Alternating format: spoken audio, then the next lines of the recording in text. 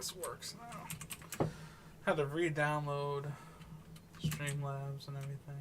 It's weird. It seems like it wasn't on my computer, but was. I'm like, well, that would make sense why it keeps acting weird. It's like, was not popping up. I was searching my computer. I don't know how that was happening, but hopefully no problems now. Very good. Hopefully.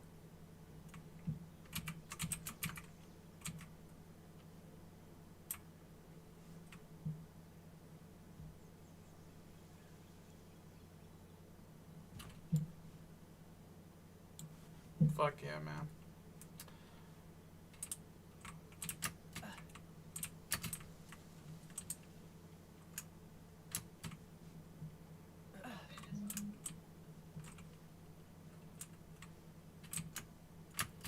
Awesome blossom, dude. Alright, this is made. Let's gotta find out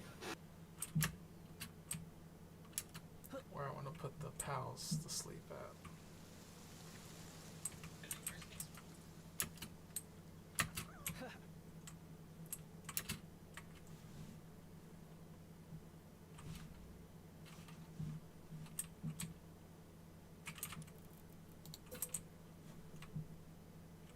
I could sleep like there'll be an attachment.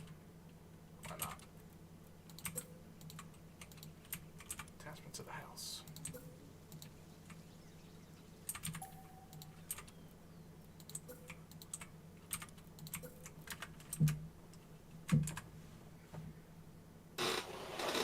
Oh. Let's run this back. Actually, let's watch something else since that one got kind of ruined. Ooh. Black conservatives versus white liberals. Interesting. This is the 112th episode of Middle Ground, and we want you to help us decide what the next 112 episodes will be. Join our Patreon community and make Middle Ground with us.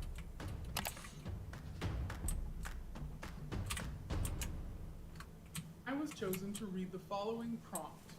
That house is White beautiful, Americans dude. have way more Worked so hard on advantages than Black Americans. I think I'm a rarity here. It would seem so. Do white Americans have more advantages because they're white, or do just white Americans have advantages because of historic factors? I think that people want to argue at the end of the day over whether it's because you're white or not. I think that the answer is because you're white in the past, and that's how it kind of carries over to today. You know, even in times of the United States history where black people have tried to build wealth, you know, with the Tulsa riots and everything, where, yeah, that this wealth has been destroyed. And something that's upsetting to me is when conservatives talk about how we can't blame the past for what's happening in the present. That is true to some extent, but then the next breath they'll talk about how important it is to have dual-parent households, how important it is to have a strong family, to have responsibility passed on from parent to child. And we've seen in the past that because of racial issues, that process has been severely disrupted. The funny thing is that agreeing with all these things is when I did my research when I was younger, which arrived me to my standpoint of being a conservative, because I believed it was racist, Democrat, liberal ideologies and policies dating all the way back to the 1800s, all the way up to the 1960s, and then the purported big switch. But I think it was more so when Democrats decided to be a bit more cloak and dagger about their true opinions of black people and be more secretive and more, oh, we want to help you by, you know, doing these things and seeing them as inferior. Doing what things?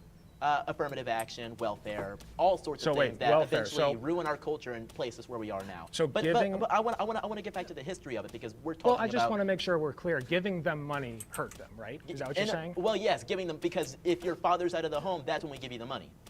If you're living in this housing, so then give them the money while the dad's rent-free, well, then give them the money while the dad's in the home. If you're working this amount of hours and getting blessed in this amount of dollars, you're getting money from the government. Yes, it is incentivizing. You're throwing the baby out with the bathwater. I don't even know what that means in this scenario, because yes, okay, you want to talk about throwing babies out with the bathwater? Margaret Sanger wanted to exterminate the black race because she thought they were weeds. So yeah, we can literally talk about throwing the baby out with the bathwater. That's what Margaret Sanger, that's what Democrat policies wanted to do to my people. So that's why I feel so strongly about it, because it is these policies that date back centuries that were built off of the debt and poverty of my people. Let's take a breath. So, I'm breathing. Okay. So a lot of babies aren't, but I am, sadly.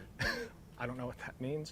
When I say throw the baby out with the bathwater, you want to completely No, get baby, rid we're not of talking welfare, about the fucking okay? kids in your Or basement. at least the I don't want to put that on you. You haven't said that, but the conservative apparatus does, clearly.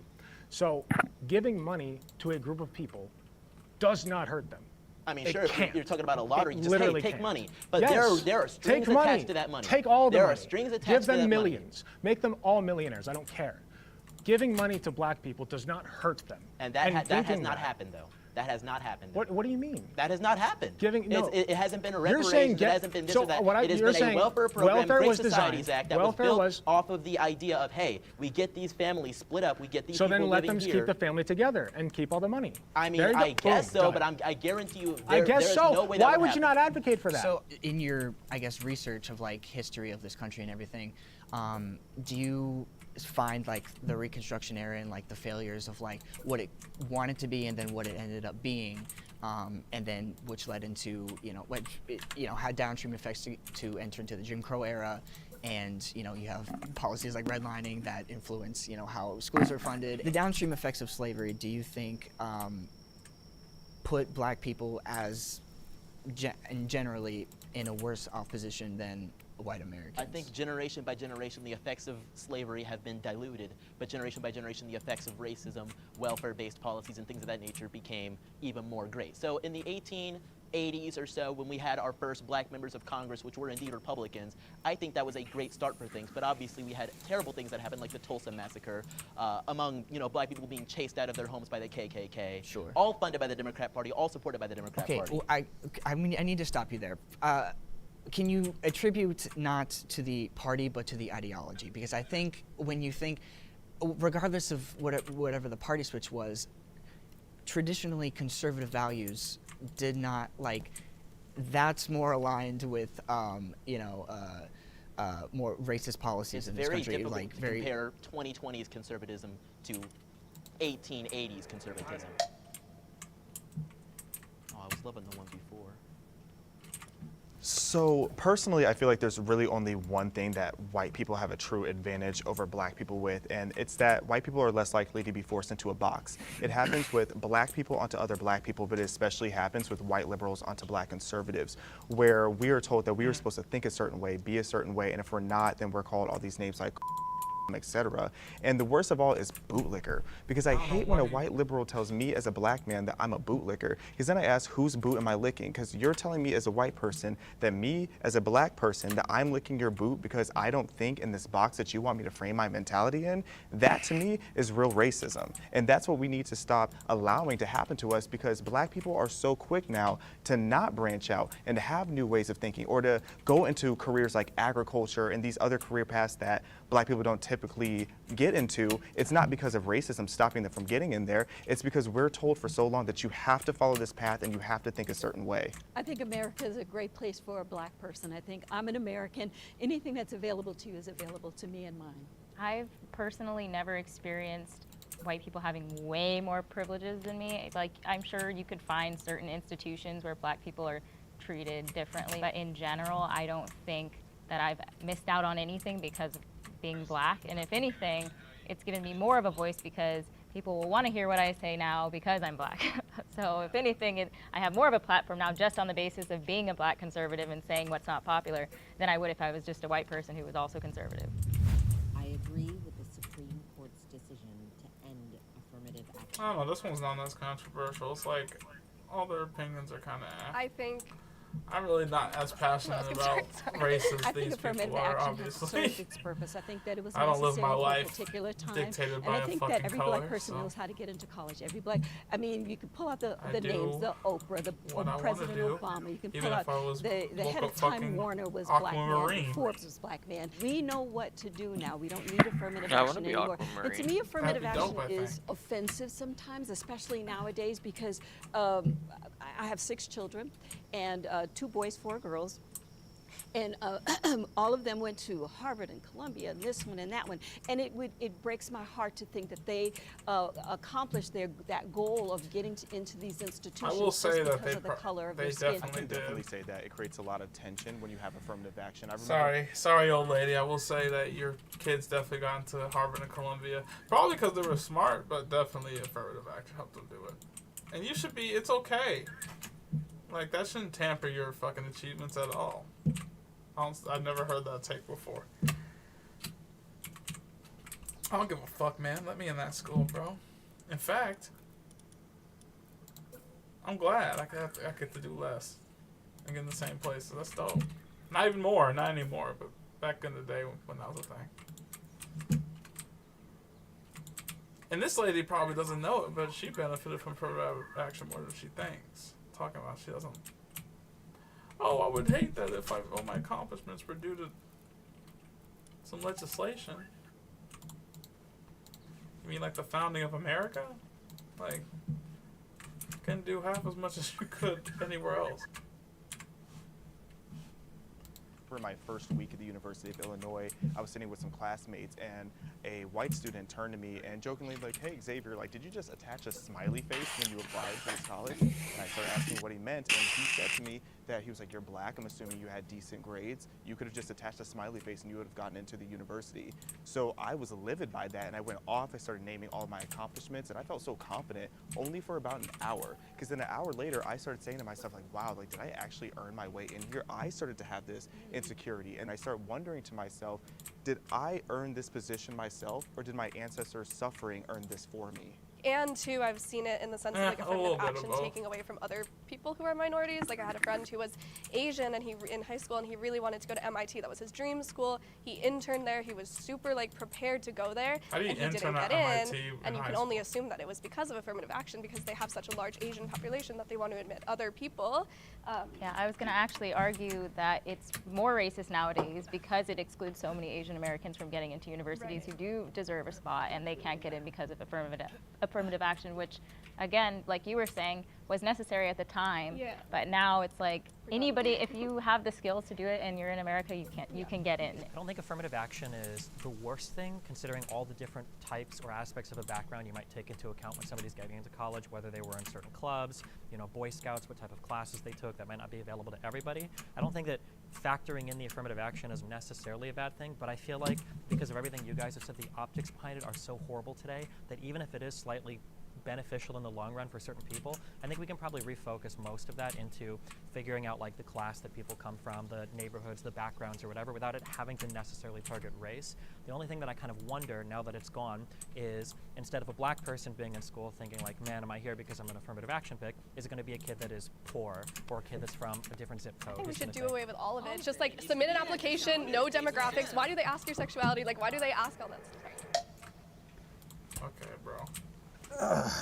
So, They don't if ask for sexuality affirmative on action a accomplished its purpose, college why do we application, still I see the think. disparities that we do in the professional workplace? If you average white wealth and compare it to black wealth totals, white people as a whole have about 50 times greater wealth than black people as a whole per capita. So I just don't understand why you think affirmative action has accomplished its purpose. I don't see that. Curious, why do you assume that just because there is a disparity means it's because of a racial issue? What else would it be from? I mean, Upbringing, economic abilities, Desire to skills. go, desire to. So zip it code was their does fault play then. a lot. If you grow up in a neighborhood that experiences a lot of trauma, you're not as likely to do as well in school, which means you're. Why did they grow up in a neighborhood that experiences a lot of trauma? I mean, lots of people do. Yes, but why specifically do more black people? Government assistance programs. Government Don't play assistance fucking programs, like what? stupid. You already know. I mean, you can go into that if you'd like to, but let's take It a is look relevant.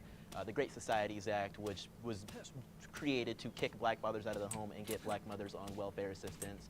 These things aren't beneficial for economics. These things aren't beneficial for actually paving a way for success for black children and black families. I mean, reducing a two-family household to a one-family household isn't going to make them the richest man in the world. It isn't even going to get them out of high school. Nonetheless, You mean the ability parent. to even get to college. You mean Yeah, two-parent? the child, yes, but a two-parent household Yeah. in comparison to a one-parent household, that child is not going to be nearly as successful. That child is more disposed to being sent into prison by doing crimes or not doing very well in school. So how are they even supposed to get that, that wealth disparity shrunk if they aren't even able to get out of the community that is causing these problems for them? Something I think that this conversation illustrates is that like affirmative shit, action I is forgot the literally weapons the damage, so I gotta very go back end home. of the line of a lot of different parts of a person's life. And by that point, trying to rectify all of the inequities that have existed, to try to remedy any of that at the very end with affirmative action, it might just be too broad a brush, and maybe we'd be better served focusing on the earlier issues than trying to throw a kid who maybe can barely read at a 6th grade level into a college to hope that that's the thing that fixes the problem at the end of the line. I think affirmative action wasn't really supposed to like send kids to Harvard that weren't prepared to go to Harvard. I think that's quite a myth, in fact. I think those that have the qualities to get to Harvard were, before affirmative action, could just completely overlooked. You know, Clarence Thomas is like the perfect example. You know, regardless of what you think about him, he was able to get to Harvard because of affirmative action, because, you know, it focused on finding people that were, you know, again, like just overlooked for those. But things ended up changing. It morphed into something else. So what started out as a good program of giving all black people or people with a lesser chance or lesser opportunity, it started out as that, and then it morphed and I'm not sure who morphed it, but it morphed into, so now we have that one black, one Hispanic, one this, one that. That's not how that works. No, it doesn't. Hey, talk to the corporations, talk to the people who hire, talk to the board members who say we need to have a woman on the board, we need to have a black on the board, we need to have a Latina, a Latinx, whatever, on the board. So it morphed from helping us into now Tokenization. Yes. So you have to have one of this, one of that. Diversity hire. Well, when you start with a country where people only hire you if you're white, that's necessary. And I know that you said that it started good and then ended whatever. And I don't think that affirmative action was perfect by any measure, but we still see really, really bad inequality. So if you're going to get rid of affirmative action, what's the replacement? Meritocracy. There's no meritocracy in this country. You look at Elon Musk, he's destroying Twitter. There's no meritocracy. That's ridiculous. Well, first thing I want to bounce back to is it's not a myth that there are like minorities that are being put into colleges that they're not ready for. If you look at a lot of these top universities, including Harvard, Yale, etc., you're going to see a lot of minorities on academic probation because they are being placed in universities that they are not ready for. They are not cut out for that just yet. And it even just makes sense if you look at how much they have to achieve in order to get there. Ooh. Asian students on average have to score 450 points Oh higher yeah, than a black I student in forget. order I to get guess in the I same do have some up university. there. So if you think of the universities that have courses Make more et cetera, gigaspheres, that grade on a curve, you can only have so many people with an A, so many people with a B, etc. So that means that the bottom percentile is going to fail. Who is most likely, just based on logic, going to be the ones failing? It's going to be the people who didn't have the credentials to get there in the first place. And then I have to bounce back to. I want to get you on that point, because I would posit that the people who are least likely to have good outcomes in an academic setting are those who have to work 2 jobs, are those who have to drive there from home because they can't afford a dorm, are those who have to go into crippling financial debt. These are and have other stresses in their life. They can't afford a doctor, they can't afford a dentist, they can't afford anything. I had to do so that too, though. Those are the That's people. not just black people. It's not just. But it's If we're looking at overwhelmingly. straight numbers, there are more white people in poverty than black people. If you look at the raw numbers, but if you I don't know, actually what are the understand wrong what you're talking numbers? about. No The number issue is is poverty wrong. in general, though. I don't think it's like who's The in wrong poverty. It's numbers, like poverty sucks. It Maybe we shouldn't should make matter college who's in it. free, and maybe we want to have affirmative action wouldn't be that necessary. And it'll get even more ghetto. If you have a program that says if you are under a certain income level, this is how we'll help you, that will overwhelmingly help black people at a far greater percentage than it will help white people. Trump supports black lives. So, if you're my dad, he does.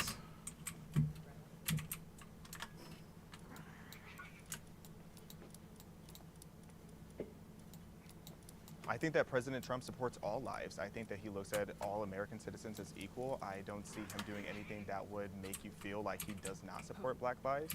That's of course going to lead into the conversation of Black Lives Matter, which was a movement and an organization with so much corruption. Donald Trump not supporting that organization doesn't mean that he doesn't support Black lives. It just means that he doesn't support the fraudulent organization that's stealing so much money from so many people to do absolutely nothing with it. Nor does he support a destructive movement that is destroying cities, communities, lives, etc. So I don't see why someone would think that President Trump doesn't support Black lives.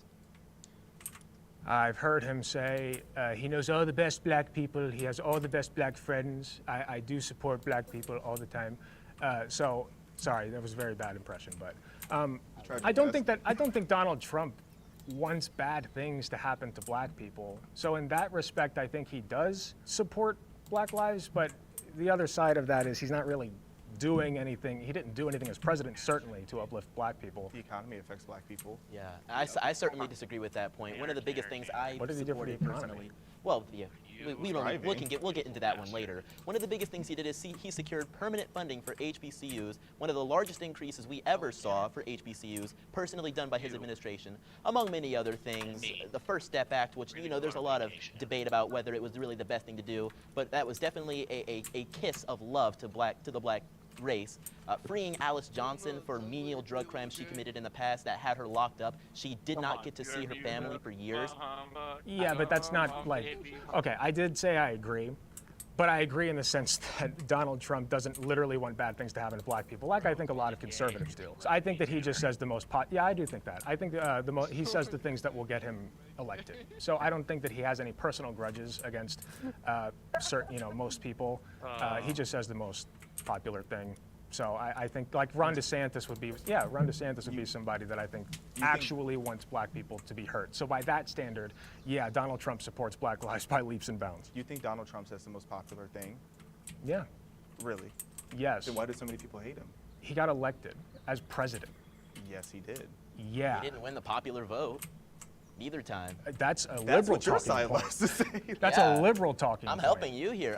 I'm trying to see the logic in this. Obviously, he says things to be elected as a politician very similarly to how Joe Biden did, except Joe Biden actually has a history of racism. If he said things that people didn't like, he wouldn't have been our president. So you like everything that Donald Trump says? You think everything he says is popular? I love a lot of the things he says. I think he's hilarious. When he said big water, that was one of my favorite quotes. Big water. Water, big water, ocean water. He has the funniest one-liners, so I love a lot of the things he says. As far as policy, he sucks, but. I'm just shocked you're wearing a Hunter Biden hat. He likes a different kind of one line. Oh, I know Oh my conservatives God, love dude. talking about his. No, Coke. It's different. Coke, not Coke. Trump is less of the issue and more so the people that support him, like Die Hard. They facilitate that kind of like hate, I think, for a lot of people, not just black people, but like. I mean, this man took out like a full page in a newspaper calling for the public execution of 5 black kids. His hotels, all of his businesses have rampant history of denying black people apartments or whatever. So I forgot about that. I should not have stepped forward. Look, I mean, Donald Trump cares about Donald Trump, so I don't think he really cares about anyone, I guess, unless you're like super rich or whatever. When you look at his history on racial issues, whether it's the shithole countries comment, the plethora of comments he made about Mexican people, just the comments he made about Muslims, the idea that Trump cares at all about some particular racial minority, I think is a little bit silly. I think Trump will say whatever he needs to say to rile up his base and to get elected. I don't necessarily think those statements come from a place of hatred. I don't think he was ever saying specifically, oh, if you pray 5 times a day towards the east or towards Mecca based on wherever you are, you're a bad person. I think he was saying if you like to fly planes into towers or behead people or throw people off of buildings, maybe you're not the most virtuous person out there. I supported Trump because he made the economy good, and so the economy then impacted black people, white people, Latino people. It impacted everybody. But Trump, he didn't think specifically, I don't think, about black people. He thought about himself, and he thought about how can I make America great for me. And making them, and I thought, you know what? I'm gonna go with this guy. And the reason I'm gonna go with this guy is because if he can make America great and he can make that it rise for everybody, I'm gonna benefit from that. So that's why I went, and that's why I voted for him. That's why I supported him. How does that specifically benefit black people? Again, he's a businessman, but he's also a racist businessman, like well documented so. So like, And Biden's not. Biden's not. Yes, he is. He created a crime bill. So that's, but that's, the other one isn't? that's regardless of the point. Address the Central Park 5. That's what you brought up, right? How do you feel about that? Well, he took actually, that full page after they were so I haven't. He wanted them to be killed, executed, just because they were black. And he bars people from attending his businesses or like renting apartments from all his like stupid Trump towers. I think Trump at that point was, like many people in this room, particularly liberals, a victim of the media. I think he was scared. I think he was ashamed of the things that he heard in the news and wanted to take action himself as a businessman, not as a racist. Why are you infantilizing him? I don't like, also real quick, because you keep bringing up this comparison to the '93 crime bill from Biden. That crime bill, this was at the height of like violent crime and the crack epidemic in the United States. The Congressional Black Caucus supported that crime bill. Everybody in the United States supported that crime bill. The idea that that crime bill was like some racist piece of legislation that Biden was just wheeling out because he hates black people, and that's somehow comparable to the Donald Trump's treatment of the Central Park 5 that were already exonerated, that wasn't a victim of the media. The media said they were done. They were exonerated. They weren't there. As I understand it, the prosecutor of the 5, he was a black guy, and so in being a black guy, he went and he looked at all the evidence and said these guys are guilty. Black people can also be racist against other black people. Or just make mistakes. So if anybody does anything you disagree with in regards to the Central Park Five, even if they themselves are a black person, then they're just a self-loathing black person. They're just a racist black person. If they disagree that with me, they're prosecutor racist. was doing his job. That's my policy. If they disagree with me, they're racist. I like that. I think That's Trump. I think that's a Trump hilarious has policy. shown a history of ignorant at best and racist at worst behavior. I didn't vote for him or Hillary because I just don't see him as a conservative hero. I don't even think he's a conservative. Fake personally. conservative. I voted Trump in 2016, just so you all know. So, I'm just saying. So I need you to elaborate on if people disagree with you, they're racist, just in general. I was just kidding. He's just, yeah. You never know. Just like One the of those hat. kind of It's, moments. sorry if I triggered you. I'm sorry. You made No, a I'm not point. sure. I just You need made a to know. point Okay. a couple of minutes back where you said he just kind of says these things to rile up his base. Why does he need to do that at the expense of black people then? He doesn't do that at the. I am a member of his base, and I'm sitting there like, oh man, this is amazing. And I don't know. You can call me self-loathing. You can call me self-hating. So you're you can call saying me calling racist. for I the can call you public stupid. execution of 5 black men that were exonerated to When rile has he up done his that base? during the campaign trail? He didn't do that when he was a politician. Well, he did that when again, he was a it's scared businessman everything. in New York. It's feeling everything bad. Steve said about the comments about Muslims, the comments about Mexican immigrants. Why Not does he never need, about Mexican immigrants, never about Muslims, about terrorists and about criminals and rapists. These are very important delineations to make, and if you believe I that think what you you fed the media understand, about, or oh, it's I about think Mexican it's- immigrants, I think it's more of you being, oh man, oh, these poor Mexicans, they need to be supported. It's more of that savior complex. Wow, What was we're the back rationale again. behind axing or trying to axe DACA? Were these people were registered with the federal government, they were in school, they were doing everything that they needed to do. They had no home elsewhere. They were brought into this country as minors. Like, what's the explanation for I that? think Like, that requires more nuance. Like I mentioned before, I think there were some for their people. education. I think Why there were would you some wanna kick people them out? feeding him bad policy advice, thinking, "Oh, this will be really good for your base," and he's doing a lot You're as a just president. that's infantilizing okay. him. That's okay if we feel that way. But So, at the end if I take responsibility for something, if I say he has responsibility for something, well then you're right. But if I'm saying, well, maybe there are some people around him advising him falsely, Dude, it's infantilizing. He him. was the president. There's no good way. He to called the transport him. shots. What are you talking about? the only path forward to solving illegal immigration starts with amnesty for everybody here. The reality is there's some 10 to 15 million illegal immigrants here. We're not deporting them all. With the people who are already here, that's a lot more of a messy, nuanced conversation. But as far as people coming in, I do think we need stronger borders and actual vetting happening. And I just want to say, in Ronald Reagan's day, he was given the promise. He said, look, if you go ahead and you pass this particular bill, we'll give these people amnesty and we're done. And it didn't happen. We didn't. Illegal immigration continued even after Reagan already said we would give these people amnesty. So that's why we get a burr up our butt, because he had already done it. our butt. Hopefully the devil's giving him amnesty. What the fuck did she just say? No, that's I will that's never base. get Thank caught you. with the burrow up my butt. Ninth circle, baby. My political beliefs have changed from the past. This bitch said, "Okay, that's why we get a burrow up our butt." Speak for yourself. I grew up in a conservative household, actually, in Ohio. And my parents were always pretty political, so I always stayed political. I was very religious as a teenager. Sometime during college and then afterwards, especially during COVID, my sister actually indoctrinated me into a more leftist position. And I overcorrected a little bit. I started becoming pretty cringy as far as sit down and let the minorities all talk, right? Don't say anything, don't speak over them, etc. They would, it was like the whole you can't speak over Candace Owens even if she's literally a Nazi kind of thing. So I stand by that. So yeah, I kind of leveled out thankfully, and I'm less cringe now. Did you? Are you? I cringed. This is leveled out. Imagine if we would have been here a year ago. I mean, maybe I am being cringe. Who cares? I He cares, grew up dude, the way he conservative, said but I that, he did gives a have more fuck. left-leaning ideas Like, man, they about think I'm cringe? Black Lives Matter and critical race theory, and I was watching a lot of YouTube, and I did agree that Black people were oppressed and all of these different things, and that we were kind of got the short end of the stick. And during 2020, when there was, everything crazy was happening, and I started organizing rallies against the mandates because I thought that they were just totally unconstitutional and un-American. And then George Floyd dies, and initially I was enraged like everybody else, and then it started to become this weird political agenda masquerading or behind his face.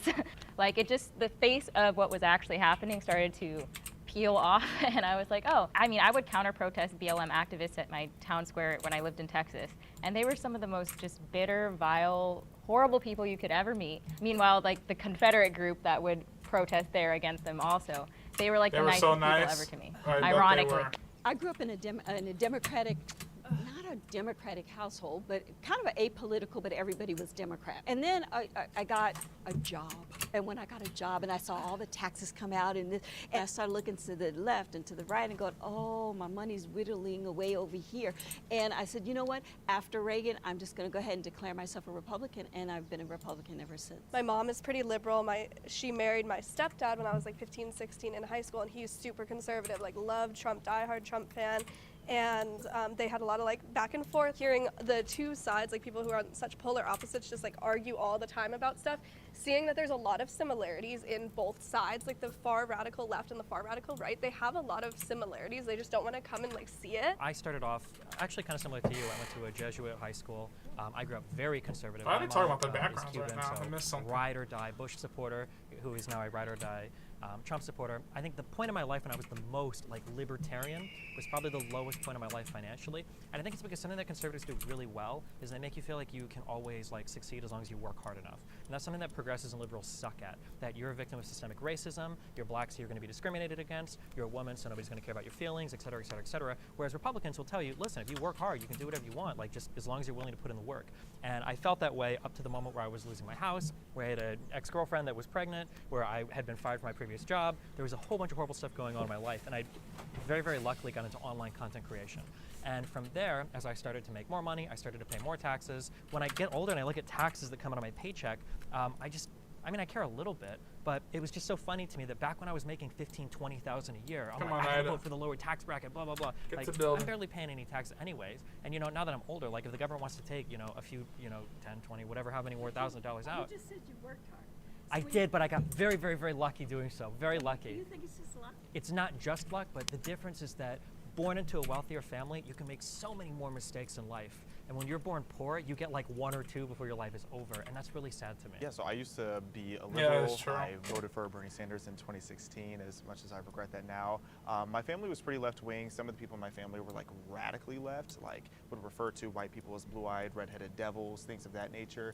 And as I got older, I actually started being really outspoken for BLM. I was supposed to be on a reality show teaching people how to be a BLM activist. At the time, I did a deep dive on BLM, and I started to realize all of these lies.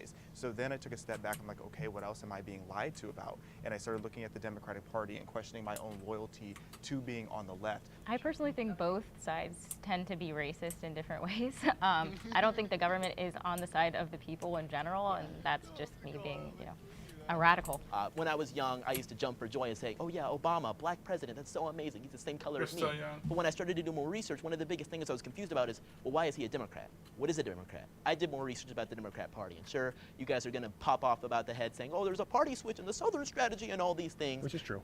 Which you may say is true. I don't believe it is true at all. You're I wrong. understand, you you're may wrong, think yeah. I'm wrong. You are. However, one of the biggest questions I had was, why is Obama in the same party as the people that started the KKK, the same people that voted against the Civil Rights Act, the same people that are on the news talking about how black people aren't able to accomplish anything and need to be on welfare and need to be promoted with affirmative action and things of that nature? I also, in terms of, I guess, of my political journey, I was raised conservative, actually. And then high school became, I guess, sort of apolitical. And then throughout college, and I guess just throughout my life since then, I think I guess you can call me a progressive, you can call me, socialist, whatever you. But I guess that's, in the area of where I fall. You said that you were a Bernie fan in 2016, and then you transitioned to being, I guess, more conservative. I guess, I don't know. To me, Bernie Sanders, from what he said to what you think now, what was the shift? For me, it was socialism, because back then I was a very broke college kid, and I just had this mentality that everything should be free, and I was feeling a bit entitled, like everything should be handed to me because I was black, because I was very much in that mentality.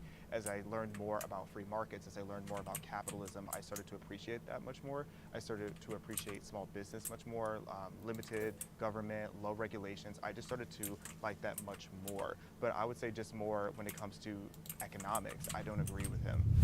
Reparations are necessary.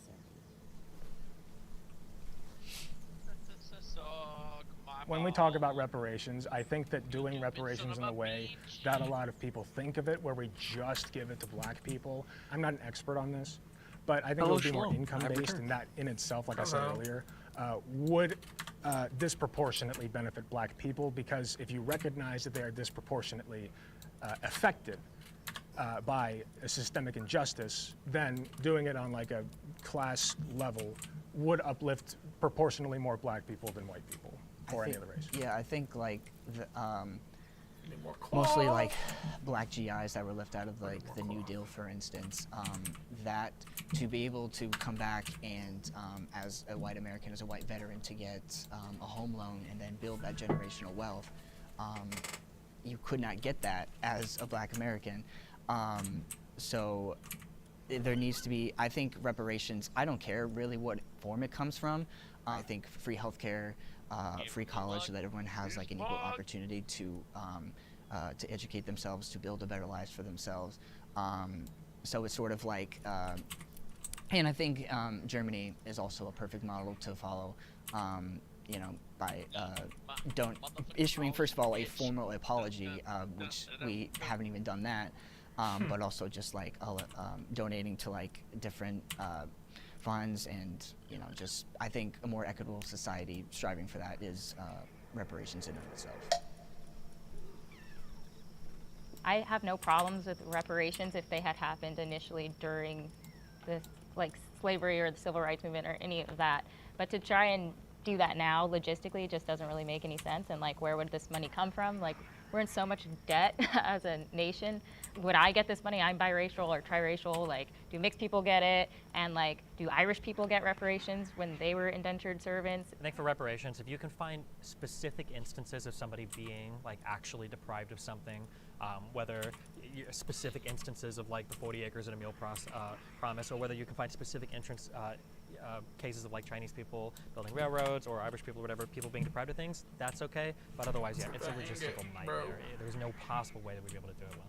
Yeah, America's unique because we have bent over backwards for decades now, putting minorities in a position of privilege. I feel like we have done so much to give back to the communities that were obviously wronged. And I agree with both of you. Like, had this happened a long time ago, I would understand it. If we had specific incidences that we could trace where people were just completely screwed over, I would respect it. But right now, I don't deserve a payment for something my great-great-great-great-grandparents went through, and I don't think that white people are responsible for paying that to me either. I know we don't want to use the word virtue signaling, but it's sort of like a bribe for a vote in a way, at least in my opinion. In states like California, where they've been throwing around the idea of, oh, we want to pay out this much money to every black citizen in there, in this state, it's like, are you serious? Because this is kind of like a joke, in my opinion. I think that if we impose reparations now, I think it would rip America apart. I think that we're already separated enough as it is, and now you're going to have people walking around going, "You owe me money. You owe me money. I'm not paying you any money." It would just really rip us apart. Giving somebody money doesn't mean anything if they don't know what to do with the money or how to handle the money.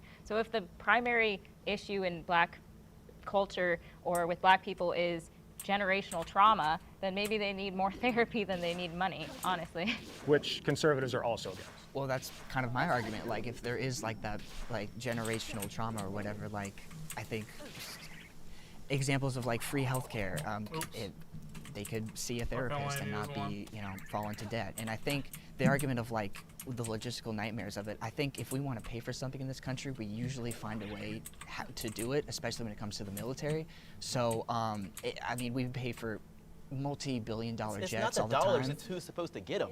Not to attack progressives, but that is like the most progressive idea in the world. Is like, I can see the headlines like reparations voted on in Congress to be paid in the form of free therapy for people in the hood. That just sounds like the funniest thing in the world. But well, I also don't think it's gonna come directly from like, white person to black person, like, oh, your lineage affected his lineage. It is, though. Like in San Francisco, they were going to raise the average family, or the average household in San Francisco was expected to pay $600,000 each with the $5 million per black person proposal that they had. And I used to live in the San Francisco Bay Area, and I was repulsed by that because you have so many homeless veterans on the streets, and they were going to give black people a home for as little as $1 just for being black. Mind you, slavery wasn't even in California. That's good. So why that was going to be the case, like, I don't understand, but it's extremely unrealistic to think that the average family in San Francisco can afford that. That's because Newsom wants to get reelected. Okay, but you don't really care about homeless veterans, right? Like that's just you a don't laughable support. idea. You don't know I feel like me. all your arguments are ad hominem. But you're here Literally as a every conservative. single one But ad you're here as a hominem. conservative. So what policies do you support for homeless veterans? There's ways to address, I mean, Specifically. for homeless in general, That's a whole different conversation. yeah. Okay, let's say that we didn't find a middle ground in there. Yeah. All right. But that's a great ending note. White liberals have a savior complex. The savior complex. Interesting. Well, I gotta say, this is a shock. I never expected all 4 of you to just come forward and admit it, but you know what? I'm happy with these results. I just think it's a lot of people, I guess, people, of the left, whatever. Dude, who the kinda guy fall sounds into so that trap fucking- of thinking that black people as a monolith need to be saved as a whole. I have no shame about it. I have a savior complex as an older brother, and I will save you whether you like it or not. So that's just me. Well, it's definitely not, because a lot of us are really just exhausted of being viewed as our skin color. Because when you have this mindset that you need to save black people and we're just sitting here minding our own business and living our lives the way we want to, I don't know why it is that people feel this immense pressure to be so apologetic and just always trying to cater and coddle to black people when we just want to. I don't know if they're always trying to cater and coddle, but they. I think especially recently with a lot of riot stuff that's gone on or protest stuff that's gone on, people on the left tend to infantilize a lot of different types of protesters, and especially even talking to, some of the other black content creators I do content with, when you hear a lot of progressives come out and say, well, they don't have a choice but to riot or break into the store, or, well, they're stealing, these electronics or shoes for good reasons, you just don't realize it. I think a lot of people kind of look both ways, and it's a little bit weird that there's such a complex on the left to excuse every single possible negative behavior from somebody, as long as they're a skin color that you're kind of in charge of protecting. I find that very offensive. Yeah. I find it Really extremely. insane. It's very. It upsets me to hear that, because we're just like you. We just have a different skin color, and to hear that you have to help me is offensive to me. I can do it on my own. Well, we have to break down sometimes why these riots happen. MLK once said that riots are the voice of the unheard. So if you are to address the problem and stop the riots, you have to address the underlying inequality that has historically been pervasive. Even if you as individual people are doing fine and you don't want anybody else to get in the way of that, that's cool, and I'm not going to be the one to get in the way. But the disparities are undeniable. So if you take pride in having a white savior complex, what is it that you think that you're doing to save black people, and what is it that you think that you're saving black people from? I am trying to make the world a better place through whatever means I can. But you're doing it on the backs of us. I wouldn't say so. Yeah, I actually do. I feel like you want to be a savior, and you're using me to make yourself feel good. That's what I'm hearing. How am I hurting you? You're not letting me have my own voice. You're not letting me speak. How? You're speaking now? No. You're cutting her off. Yeah. Well, I feel like I have to. Yeah. Well, what's happening? I mean, you're speaking right now. You're speaking right now in this particular setting. Mm-hmm. But what you're saying is, you took it back to riots and so forth, and it makes it seem like the only way that we as black people can have a voice is by riots, and then you need to come along and you need to say, "Okay, poor little black child, let me help you. Let me help you." That's offensive to me. And I feel like you're making yourself feel good about trying to help us, and I also think that when we talk about damage, I think especially when it comes to a lot of the shoplifting stuff that's going on in certain cities, you get a lot of white people that live in nice suburbs saying things like shoplifting is no big deal, that's fine, and then you'll catch YouTube videos of them later on being in a Walgreens in a shoddy neighborhood, and they're like, man, why is the deodorant behind a locked case? It's very easy to sit behind a gated community and say, oh, well, it's not a big deal, they steal because they have to. Riots are the language of the unheard. I think people haven't read the full context of that quote. When MLK was saying riots were the language of the unheard and you need to address the underlying condition, he wasn't condoning the rioting, he was just understanding it. Obviously there are a bunch of white people that feel they need to be a savior, but I think there's a difference between helping and saving. I don't think I would need to save black people, but I would tremendously love to help and make sure everyone has equal outcome, or not equal outcome, but at least equal opportunity, which in my opinion I feel we do not have in this country. This is awkward. Hi, guys. So I didn't step forward just because I don't want to broad brush all white liberals as having a white savior complex. I have experienced white liberals who do have that, and y'all get stuck they're up very there? unpleasant people. But I don't That's why I think make every these single roofs white bigger up person the who's a other place. liberal or who is an activist for BLM or any of those things necessarily has a white savior complex. I think that there's a lot of white people who genuinely think that black people are oppressed and they want to help, and that's what they're told. What it seems like to me when most people have savior complex, regardless of whom they're trying to save, it's like they're taking real pain and real trauma and using that as a way to push this political agenda, but also to alleviate themselves of whatever guilt that they feel unnecessarily. Like, I don't know why a white person today would feel guilty for things that happened decades ago, let alone something that happened centuries ago. I've never seen a white person say, I personally feel guilty for slavery. I Maybe promise they're you out I there, but I've never heard that. Yeah, in second grade when they taught us about slavery, almost every kid in my class. No, that's not true. When I was taught slavery in my class, everyone got way more racist at recess. They did not get more understanding. They got way more racist. That was the first time. That was the worst lesson. I feel like the bad you guy, could and teach so kids. I feel like it comes from a place of like, oh well, like let me make sure that I'm People are different. like, you're and, different. I'm You're showing my you that I wanna, slave. like, All help you, but it comes recess. across, like, I So think it could crazy. land very poorly. I'll tell you what, stop it. So Stop crazy. it. Because what happens is when you put yourself as the white savior, what you do is you elevate yourself above the black person because you feel then like you have to save us. So just stop it. Just treat everybody regular and normal. Just like I would treat you regular and normal, you treat us regular and normal rather than trying to save us. I just got one thing I wanted to bring up earlier about taxes, because you were saying that you had your job and you were talking about how like you get the tax every time and you're like seeing your tax go up. Thanks for making I this worked in feel nursing funny, homes bud. in 2020 COVID. The last thing that was on my mind when I watched 60 and 70-year-olds on their deathbeds suffocating to death was taxes. I was worried about health care. I didn't give a shit about taxes in that time. So when I go to work every day, that's what I see. That's what I want to fix. Yo, chill, man. I see you once again elevating yourself above the rest of us, and particularly at me, a white man elevating himself above a black person. He called me a bootlicker. He called me a bootlicker. Oh no, I triggered them all. I'm sorry. I'm sorry. I'm chilling, buddy. So what I hope comes out of this conversation is that we're all Americans, and because we're all Americans, we know that America has a bunch of problems, and I think every person here wants to solve the problems, and I think everybody is bringing what they have to the table with their ideas on how to get us to unify. This kind of stuff, right? But you got something in there. Hopefully, I mean, I'm going to give you the benefit of the doubt that you have something in there that's redeeming about you that would bring all of Americans together. So I hope that we end on the note of America. UNITY. I would like to say we're all made in the image of God, and so we're all have our inerrant worth just because we're made in His image, and we should treat each other as fellow image bearers, not don't just say that. by the color of Don't say that when our skin. Destiny's in the room. I mean, as Martin He's an Luther atheist. King said. He also did not like capitalism. I think something that's really challenging, I've definitely been guilty in the past of throwing around the Uncle Tom word. I used to be hardcore progressive. I'm still relatively progressive. But something that I've learned as time has gone on is being a white person isolates you from a lot of the different types of racial struggles that people go through.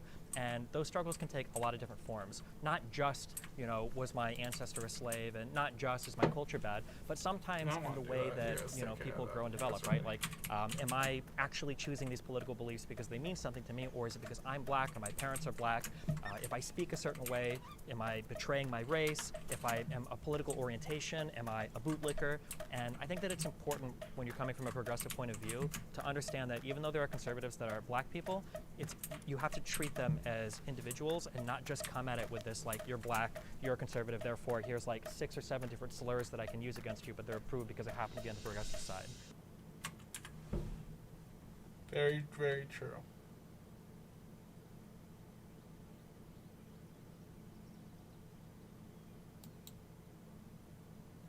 All right, another level. There is a lot of infighting on the right that I think makes us look very bad. Let me go get a little high though.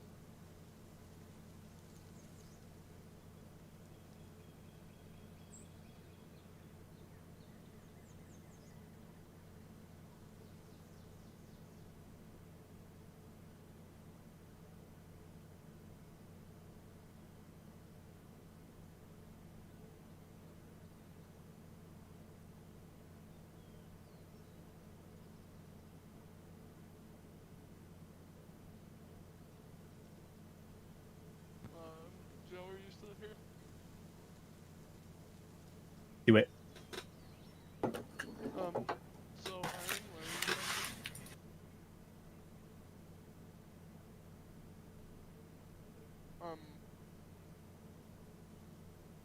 do you know the tower to the right? Okay.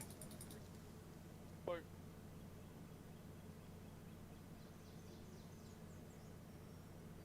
and in Shroud, you know the main tower where we got our first fast travel? Yeah. So, you know the tower like far right of the slum? Okay. Well, there's a tower out there. And about from that distance to the first tower, it's pretty far, right? I have a quest objective that's about the same distance that far out. So it's about 3,500 meters. Actually, from the spawn location, the quest is, 3,502 meters.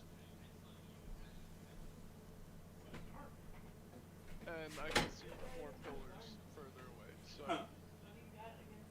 There's a lot of towers, huh? No light. That's neat. Alright guys, we back. It looks like the stream, maybe I don't want to jinx it, but maybe the One thing about stream liberals, is you now guys not really going do to stick ever together. break. You actually get work done. That'd be Even when interesting. I don't agree with it. Because it From definitely my ruined perspective as a liberal, I the sometimes stream see I was y'all doing. It was a sticking good really stream. hard Had together. some good conversations Like, going. no matter what, we're going to lost vote to the red. ether, man. Had some good. Mark had some good takes that we'll never hear. I heard them. You'll never hear them. I should say. Yeah, get fucked, idiots. Yeah, and Joe had some great takes. It's fucking so terrible. Yeah, you're never gonna hear him again because I never get drunk. Joe, tell the joke again. What do you call an Asian lady with one leg? The best part is you don't get the punchline now. I'm a conservative, and I have seen Yeah, the somebody far just have right to chastise You'll me figure for it out. being Look it up. conservative, It's not that and hard to I've seen figure the out. far left chastise me for being He says it's not conservative. even that hard to I've had figure my out. own address put on the freeway Well, let me here turn in you Los up, Tanner. Angeles I had because you they muted, not feel muted, that but my turned down voice should not because be you guys out were there. playing in So Travel I last see the time. two sides actively doing harm Alright, to those this of us fair. in the middle who have a Now really you, rational voice you on and the want to stream, by the express way. ourselves in a safe way. I'm just chilling. I Don't have to worry appreciate about the, nothing. like anecdotal Just experience. literally just chilling. But I don't say like, too I much out of think pocket shit. my issue is Yeah. that, Go to bed. You're a good one. liberals are more problematic. I think everyone is. What I talk about in my By the way, anecdotal Joe, the medium incident chest is for where these are fucking I have never great. had a conservative physically Like the medium attack ghost me, chest you could use with the physically carpenter. attack me on the streets for what Oh, I am, Or the who magic I chest. am. Different They tier didn't verbally chest. attack me. I've got that from the left Oh, too. have The you personal left not has storage. physical learned the magic attacks on chest my yet? physical being Right. out on the streets because Last I I'm played was expressing last night with you myself. boys. So I know. I thought we multiple. the did opposite we get the for carpenter? myself. So like, No. you know, Oh, okay. like experiences. Well, anyways, there's as magic I said, chests, and anecdotal. what they Like, do Right. is know, you craft your them with experience, shroud cores. completely valid. And but to say, oh, liberals anywhere are in like, your, like, you whenever know, you're crafting, it can pull worse. from that Right. inventory not as well. that there's no one Oh, where Anywhere in the I base. didn't move to strongly agree. My anecdotal experience tells me But not too that difficult there to is a make. group of Lot of people space, on dude. both sides that will do The active medium harm ones to have someone who steps 32. out They're the of second their tier. I skipped the expected first tier, narrative. so I feel like when we talk about political extremes, I think one, there is a lack of desire for bipartisanship. The second thing is does not there's kind of tell me like how big they are. playful attachment to facts. They're the same? People Oh, on the no, far they're the left same and the size far as the right, small chest, whether we're only smaller. talking about Israel-Palestine or vaccines, people seem to have like very fun activities in terms of just completely making stuff up regarding these two things. And then the third thing is the demonization of political opponents, where people on the far left and the far right engage in this idea that the people on the opposite side of the aisle, they're not just different or have different ideas, they actually hate the country, they want to destroy us. You know, people get labeled as extremists just for being even pretty centrist. Based on our small conversation we've already had here, I don't think anyone here is extreme. No. But going down the street, you might get labeled, you know, crazy leftist or racist or. I had to take his shirt off, for real. It's interesting because when answering this prompt, I sort of hesitated. I've been on both sides of the spectrum. I used to be what I would characterize as a radical leftist. Now I'm sort of right of center. And I feel like I get characterized as a far-right extremist quite a bit. So I was thinking, what does far-right even mean? Because so many people who I deem to be reasonable are characterized as far-right, and I'm sure people on the left feel that very same way. I've gone and spoken to different campuses, both as a leftist and as a right-of-center individual, and I've never received more hatred or people trying to cancel my events than coming to those campuses as a conservative speaker. Well, do you think that's what's up? I because want some to of show that you rhetoric something causes a lot goofy in of this harm game. What are you gonna show on the me, right bro? side? Like a lot of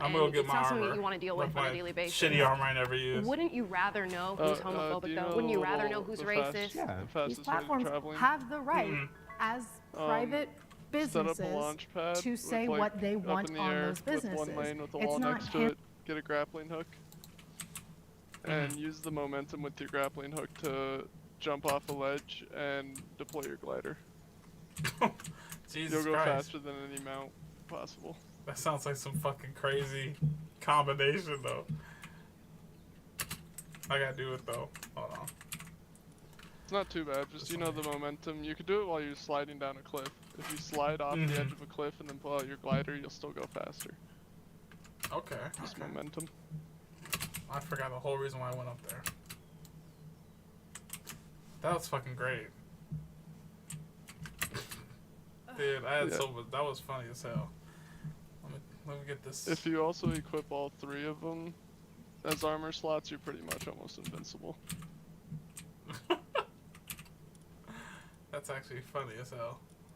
So let me bring this.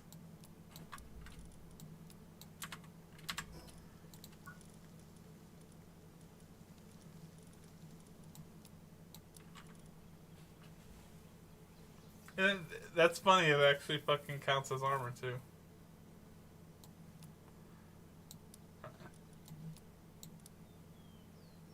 Oh wait. I'm stupid. Yeah, that's crazy. I'll take it. This boy is... Dude, I'm fucking... Dude, and I'm fucking... Dude, that's sick. I'm like fucking strobing.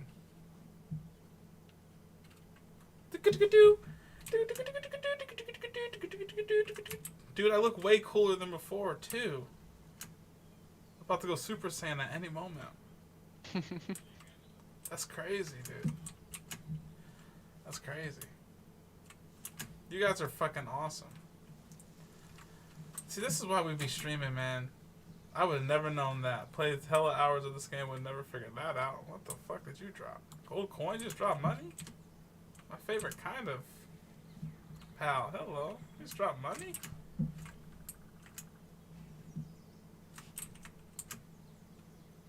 Show me a cat. Show me another cat that drops money.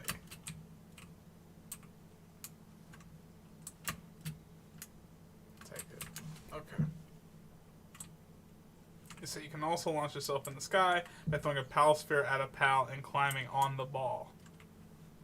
Climbing on the ball? What do you mean? How do you climb on the ball? Like this has to be a wild pal, I'm assuming, right? I can't just...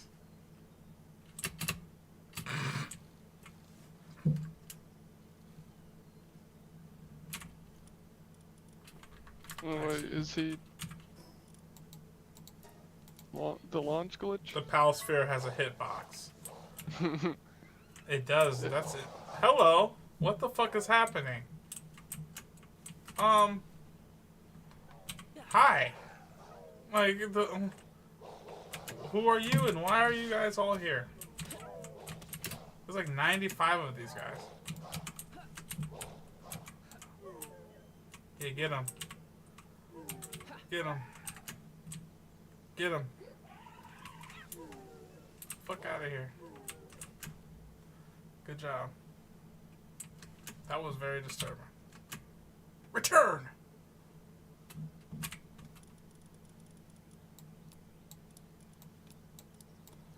Put some of this in here, put some of this in here, put some of this in here, put some of this in here. Okay. Yeah. Dude, you guys are awesome. Thanks for showing me that. I'm still smitten. What up, bro? What up, Scooby-Doo? What's up, bro? Y'all, is there still a fight to be had? Alright. Cancel culture for them to take down slurs, and honestly, they're not that great at taking Oh, I down should have slurs tried the anyway. fucking... Anyway, Alright, you said because throw I a get called pal... on a daily basis online just for being a Jewish person. Fortunate How thing do you is climb the the- internet and how do you social climb media the has pal become the sphere? town square. Just And the jump town on top square, of if it. you were to take a box and put it in the town square, there is no limit on what you can say. And who's to say the city's going to come down and say, you use the word Gotta be when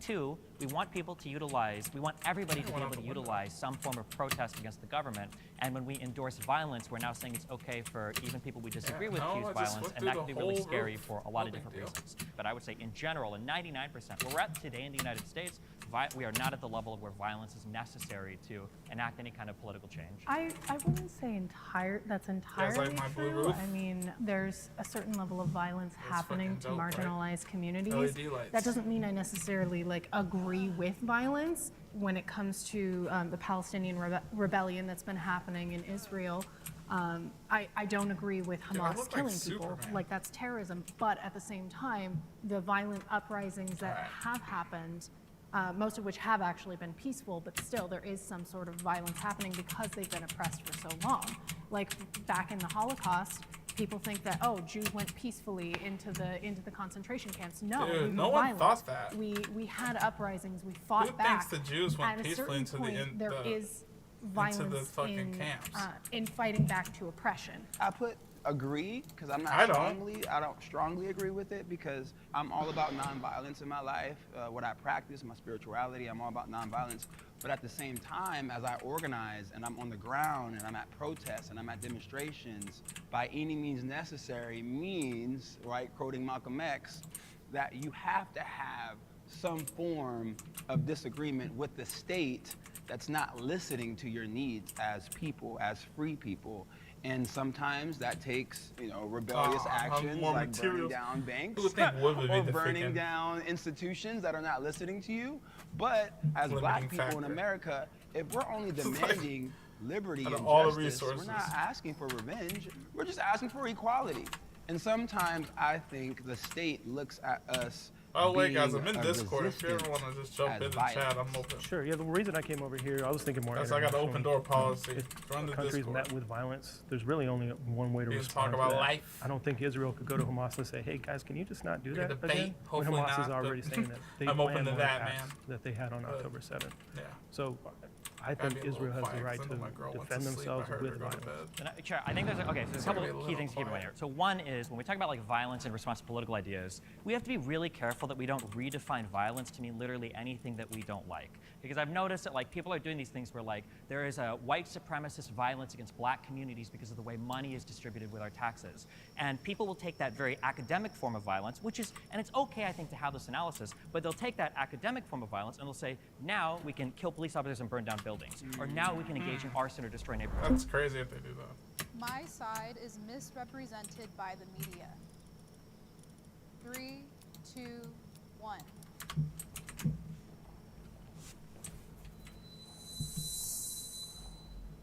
Honestly, the media is controlled by the left.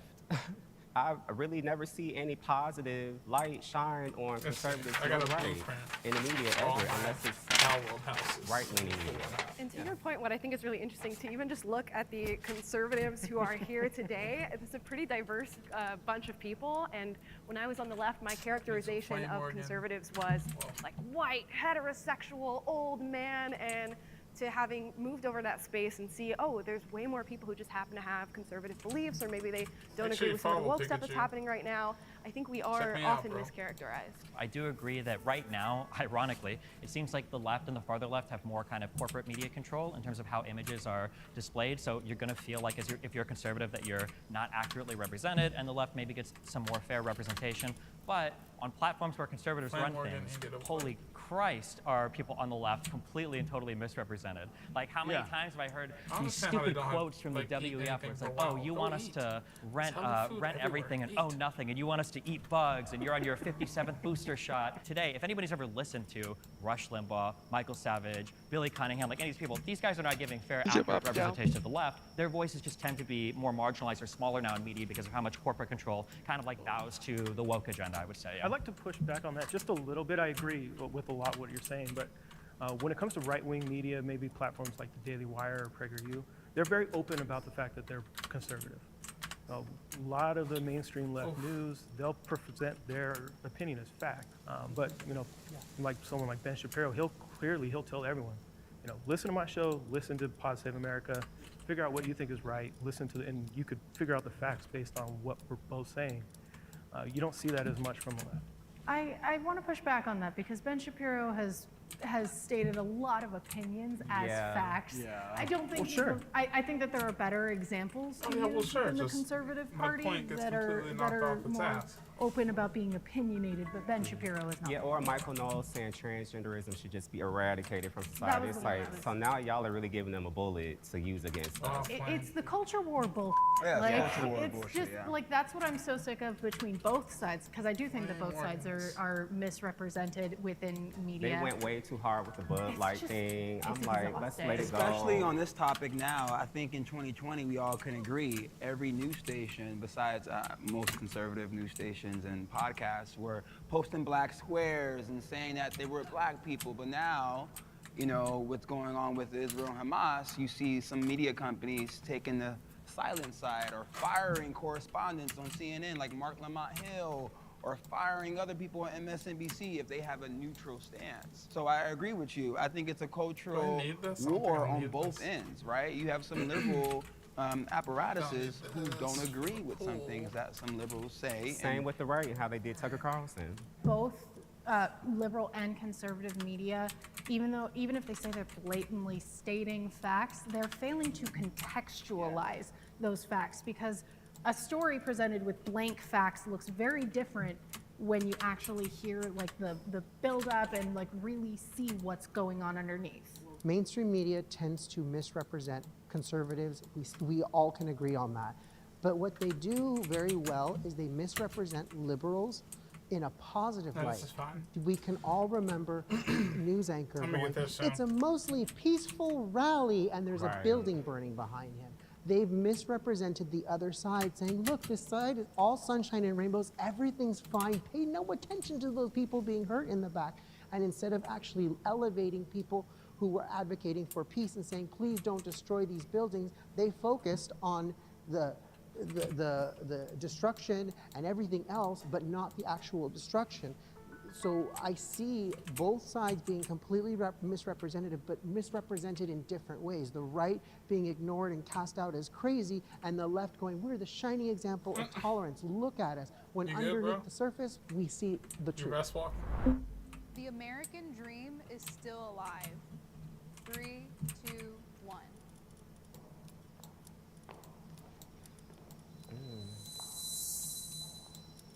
I feel like when upward class mobility is so hard as it is right now, the American dream it's either dead or it's on life support, because it's just damn near impossible for people to climb out of poverty.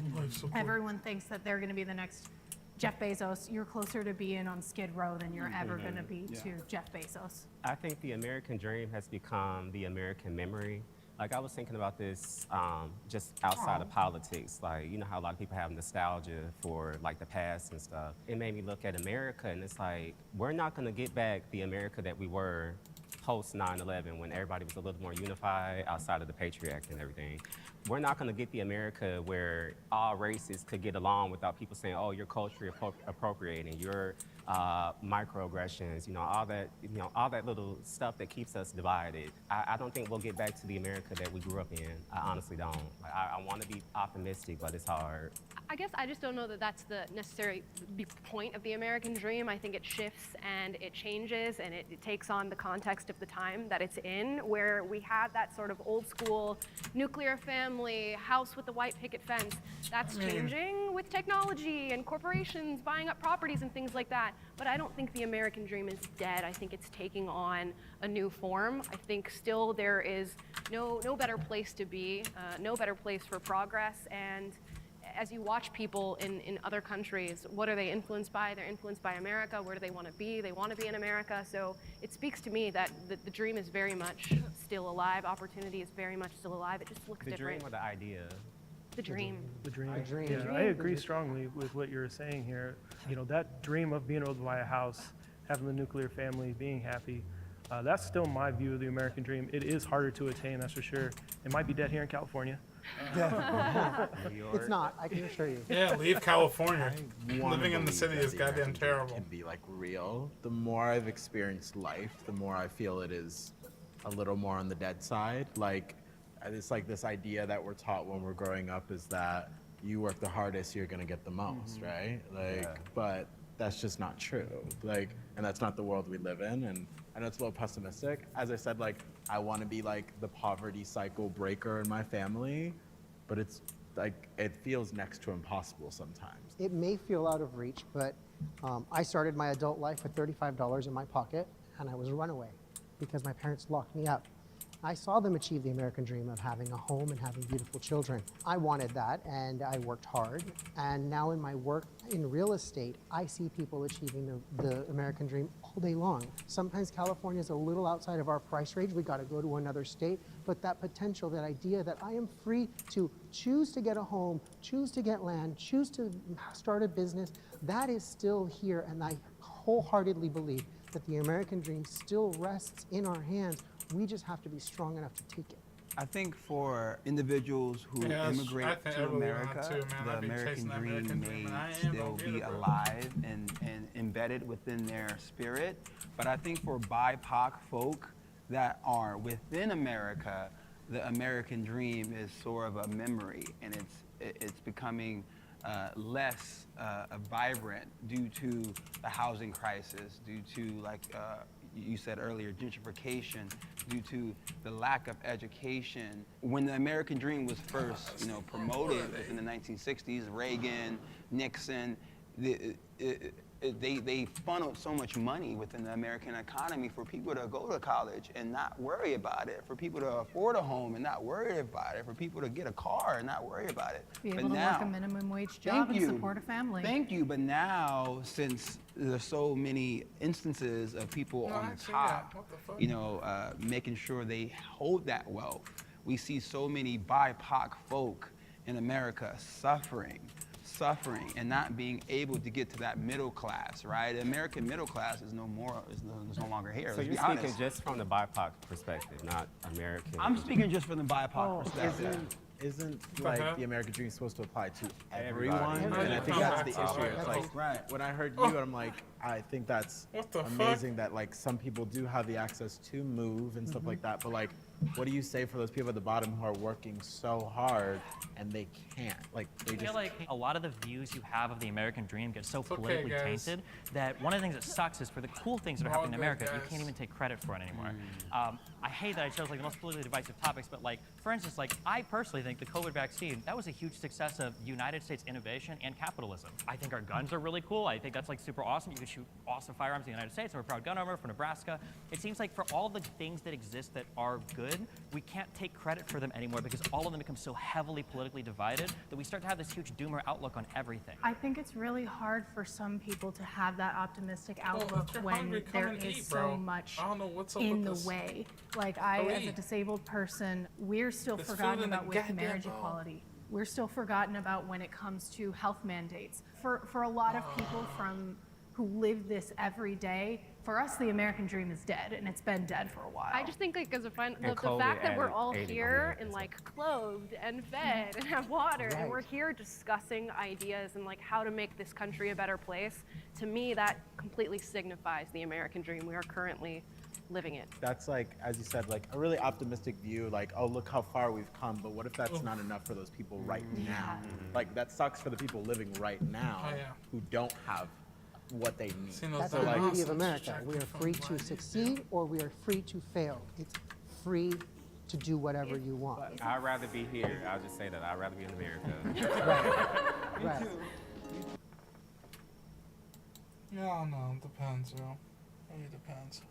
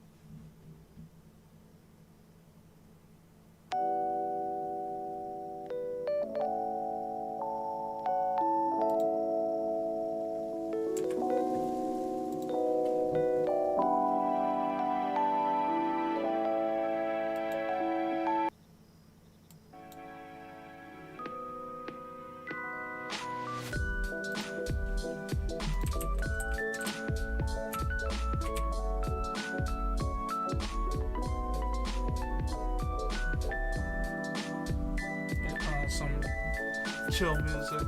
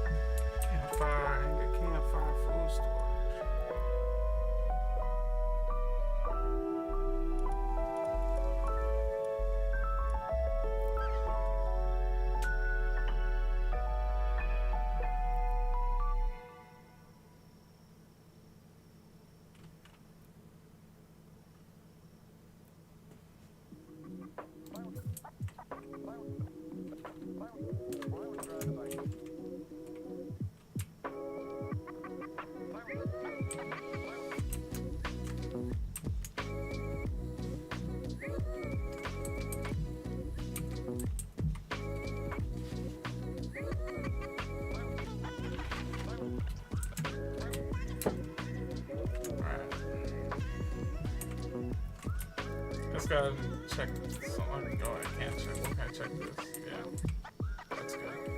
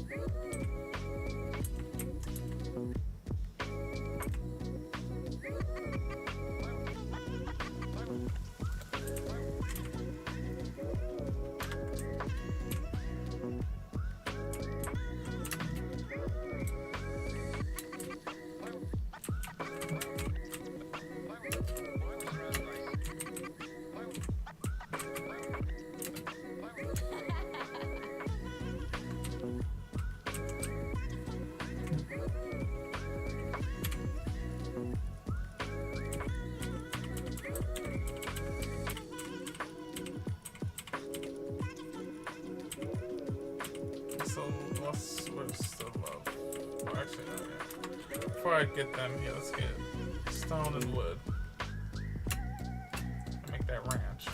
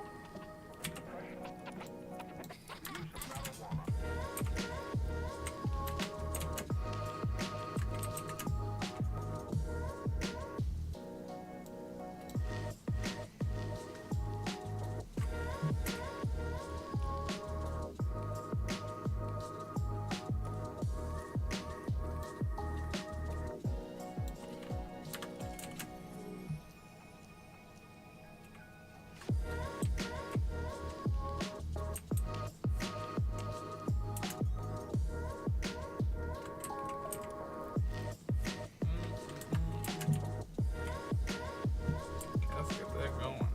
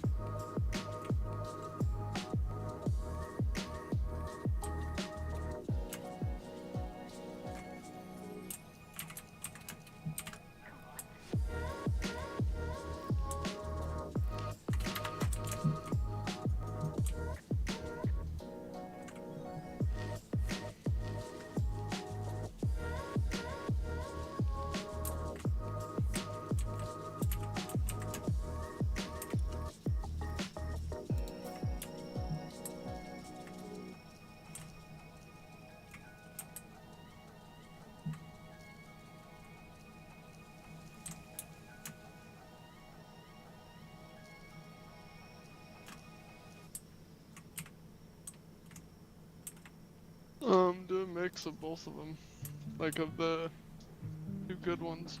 That's what I've been doing.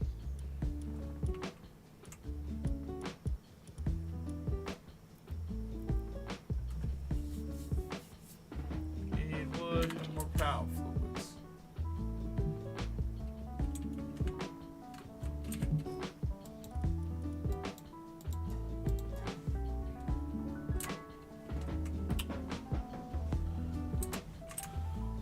How y'all doing? You guys are on the roof and shit.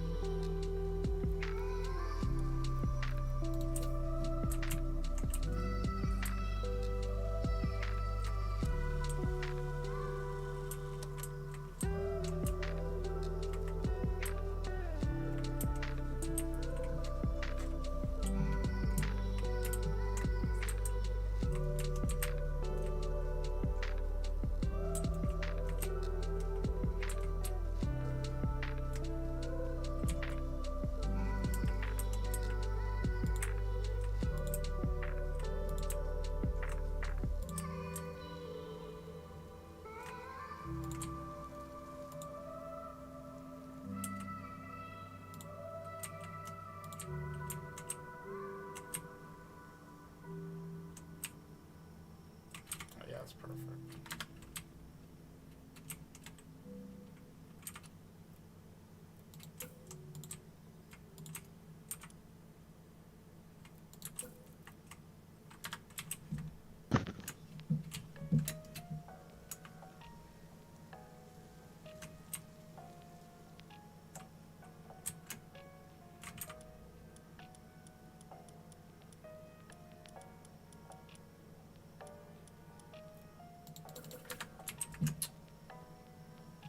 All that wood.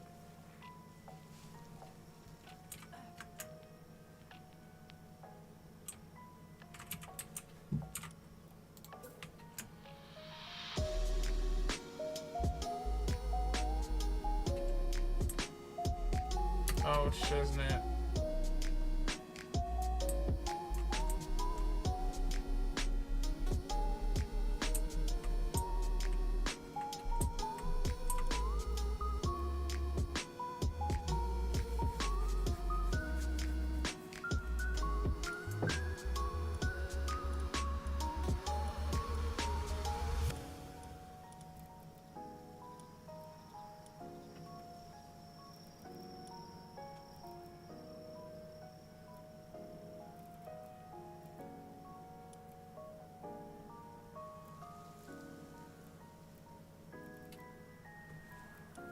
That's the way they have fun.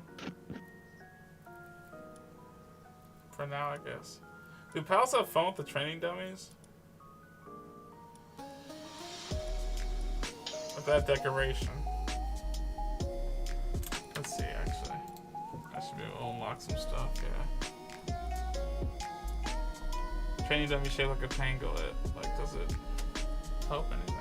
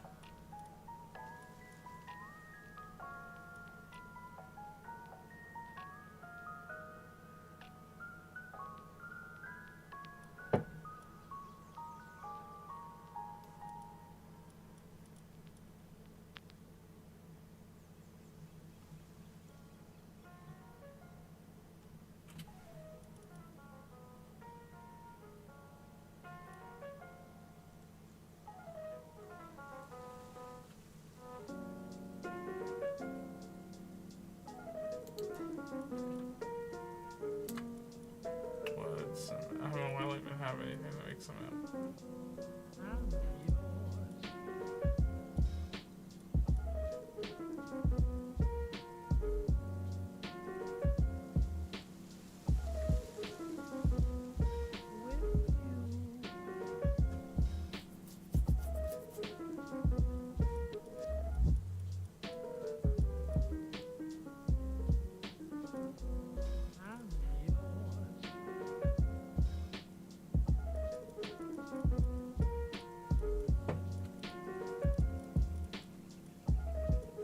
I don't think about this too hard, but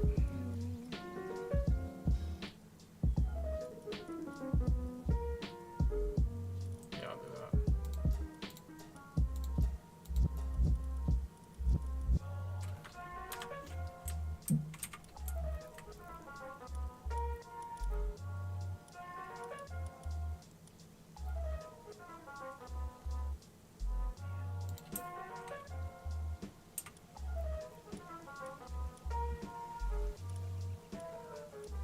I mean, whatever, bro.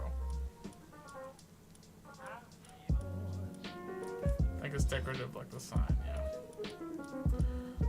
Well, at least now I know. Let's just build the hot spring.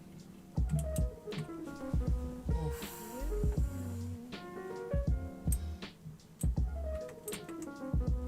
Actually, the walls up. I made that mistake before.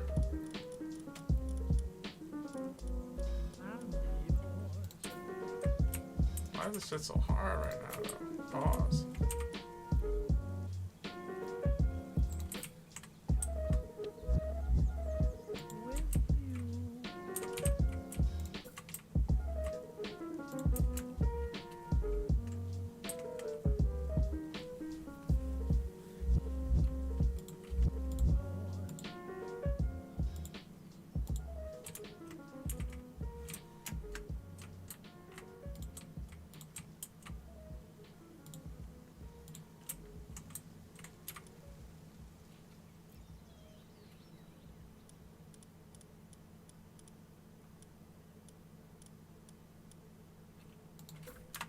Anything else gonna happen?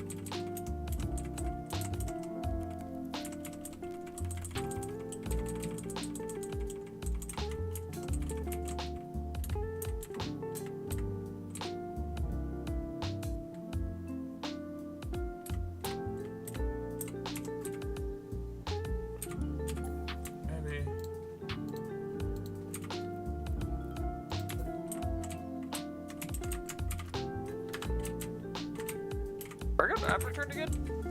Welcome back. Welcome back, Ghost Guy. Oh. Fuck, I didn't pull those plastics. Oh well, they'll be alright till later. Ah. Very good, what is everyone doing? Still grinding Power World. Oh shit. Still slamming. Did you get on Enshrouded yet, or is he still chilling? Joe hates me. Who else is in here? But Jesse's muted, he's probably playing 5M.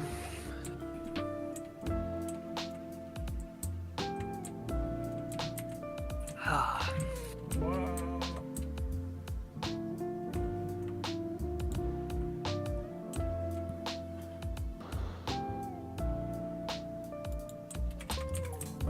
That's annoying.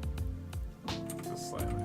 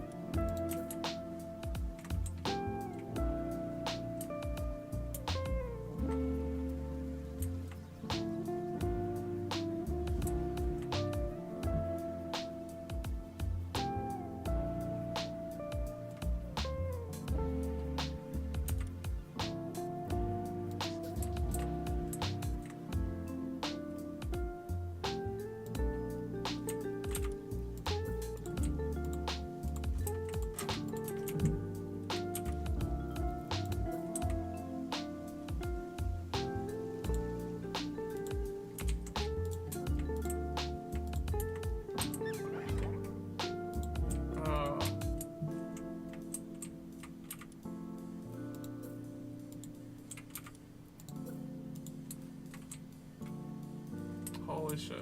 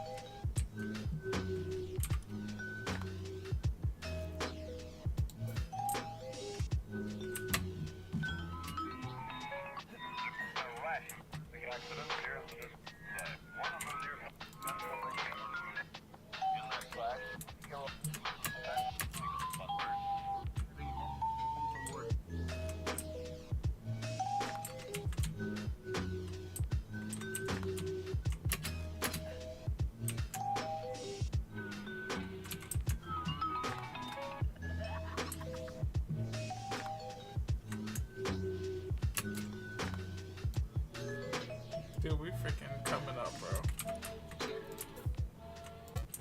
Look how far we've come.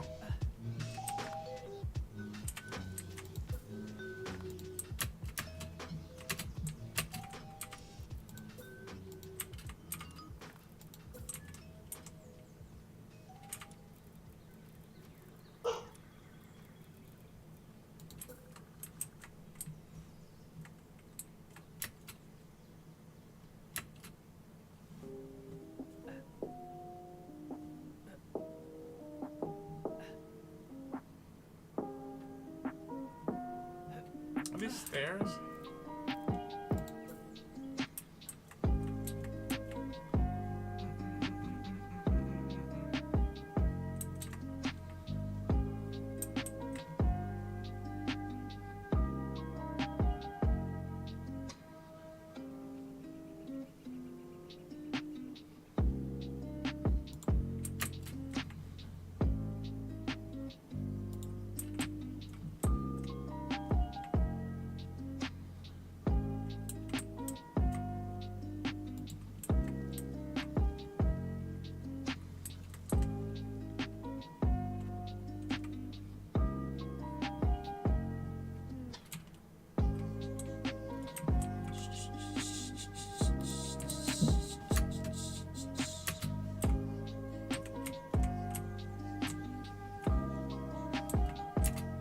Oops.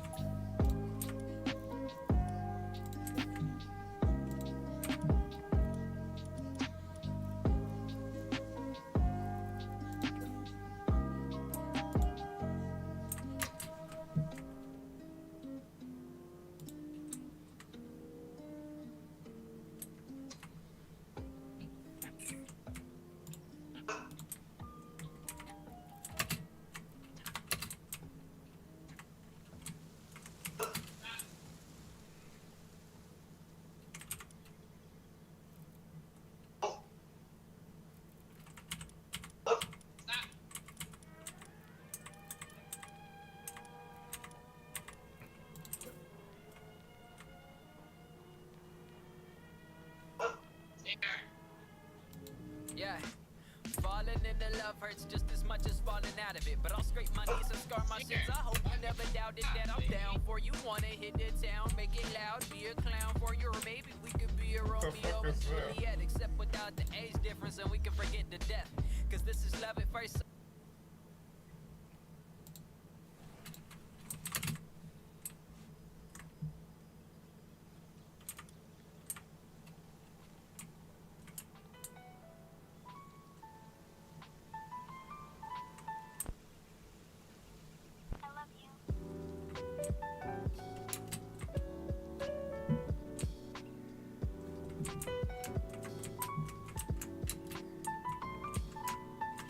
how did I do that?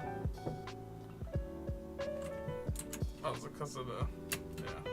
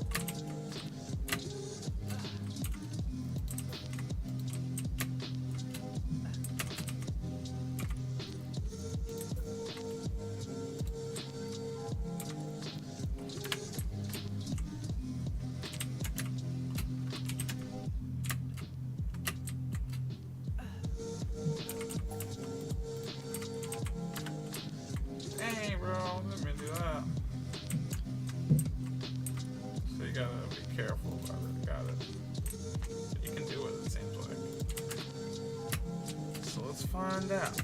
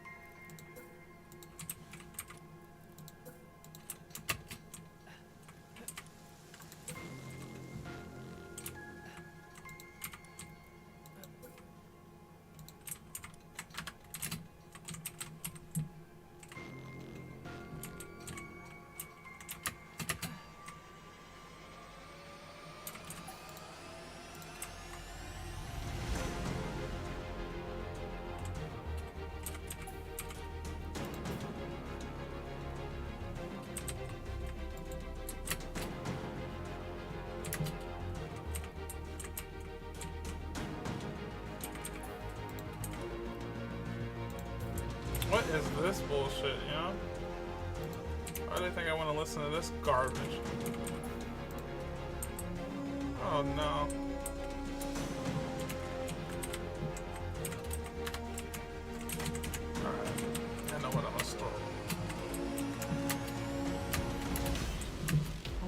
Architecture.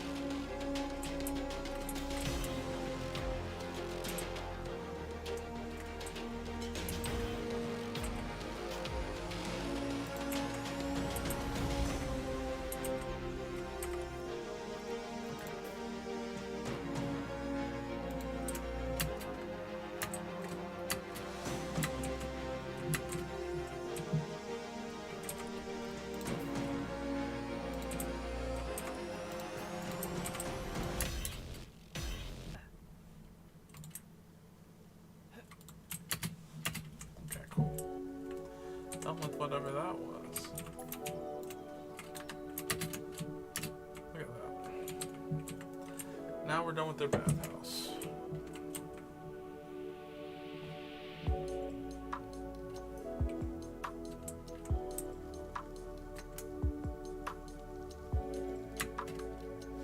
I can actually finish tea. I don't have the fluids, but.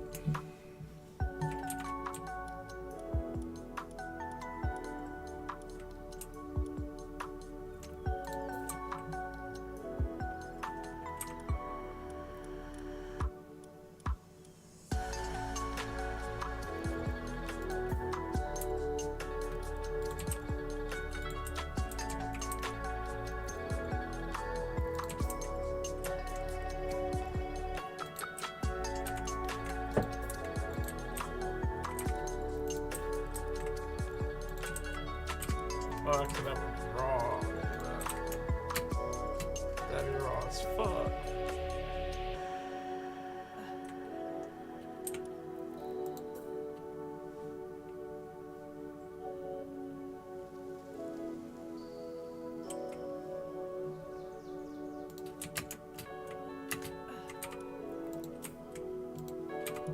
No one can ever say I don't love my pals. I'm above and beyond right now.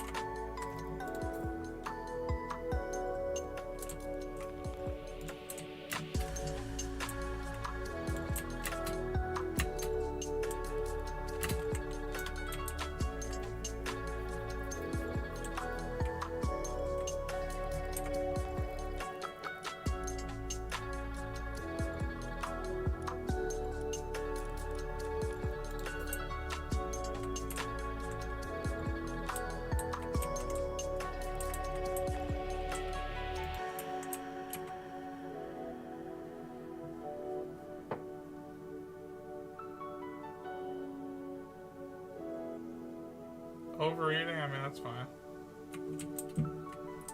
We got a lot of we got a lot to go around.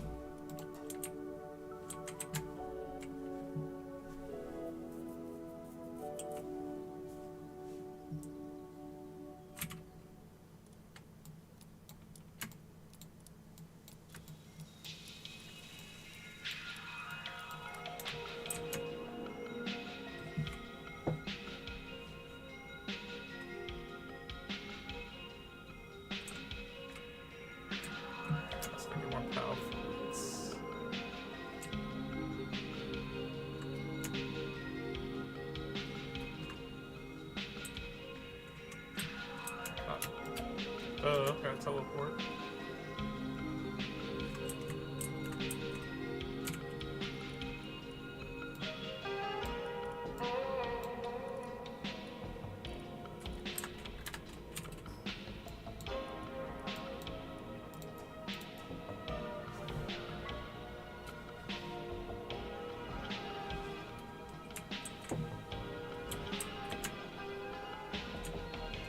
Jesus, you just print PAL spheres, dude?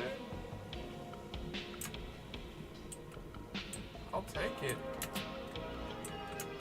That's a glitch?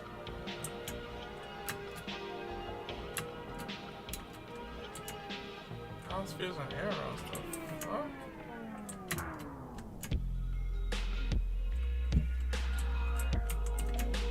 Okay. What is happening? I can't influence.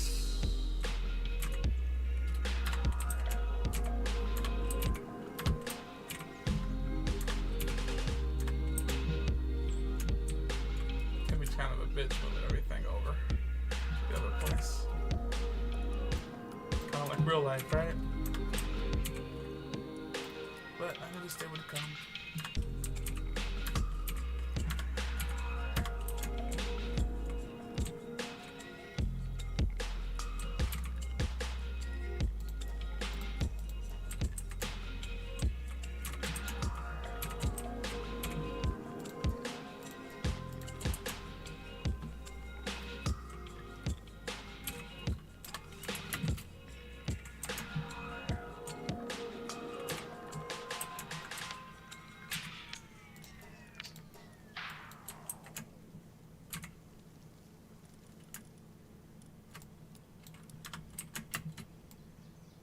Alright, put a...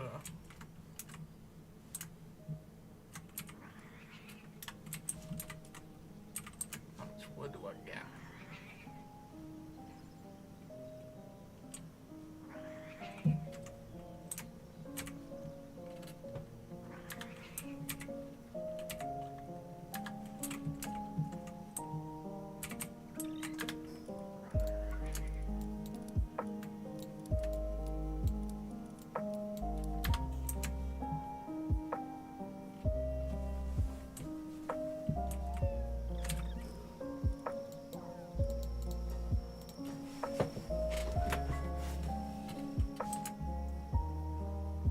I don't know why you passed out there when you could have went to bed.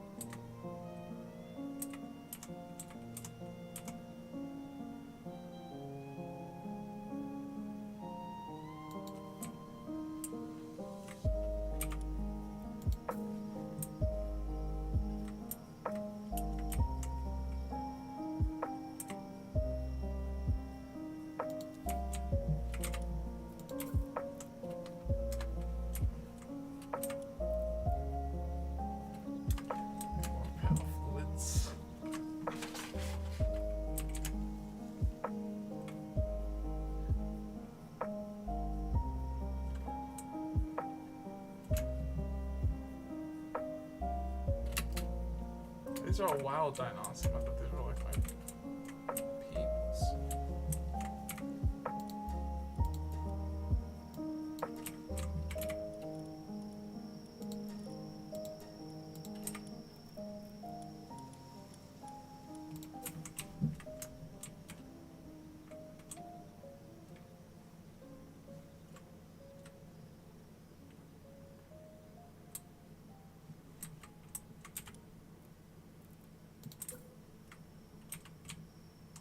Oh shit, dude.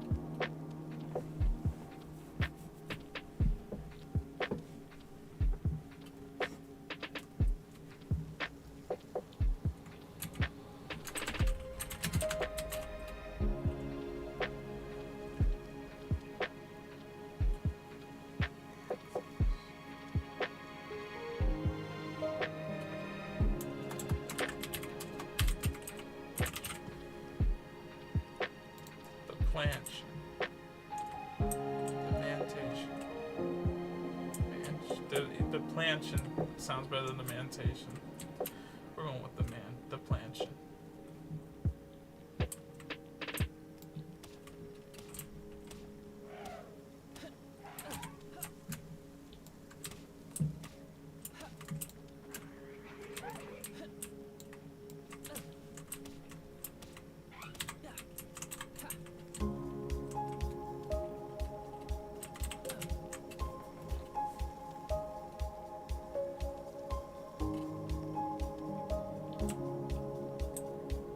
Hey.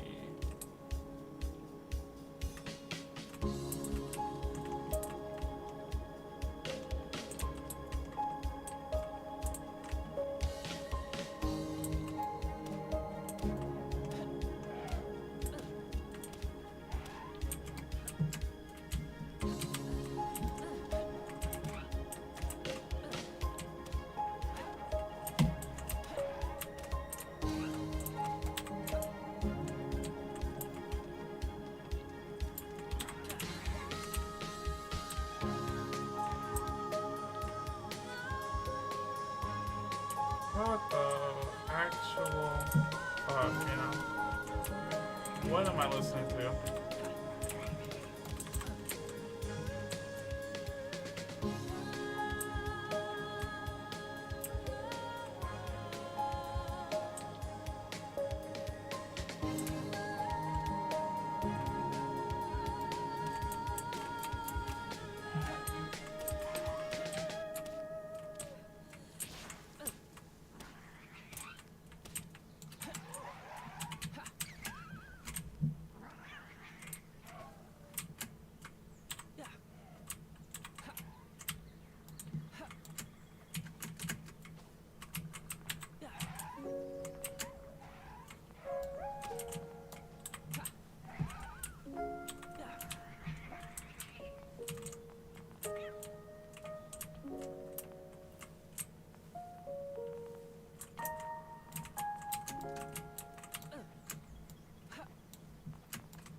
I don't know what's going on over here.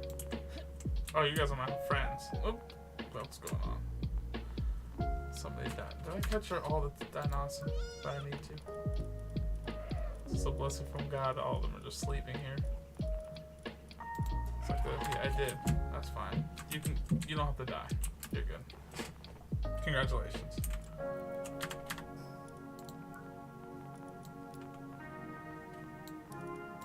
Hey, Ghost. Shalom. You wanna play Rocket? Sure, Dad. Give me just a second. Let me finish this. Right there. Perfect. Oh, I removed it. Okay, how about it? I did make a door. I'll worry about it later. I just fucking Drake and Josh myself. Remember when they're in the clubhouse? Greg forgets to cut the hole for the door, so they're trapped inside the clubhouse. That's what I feel like right now.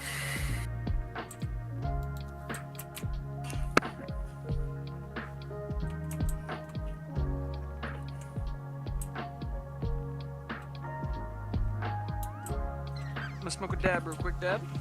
Everybody say hi to Kai.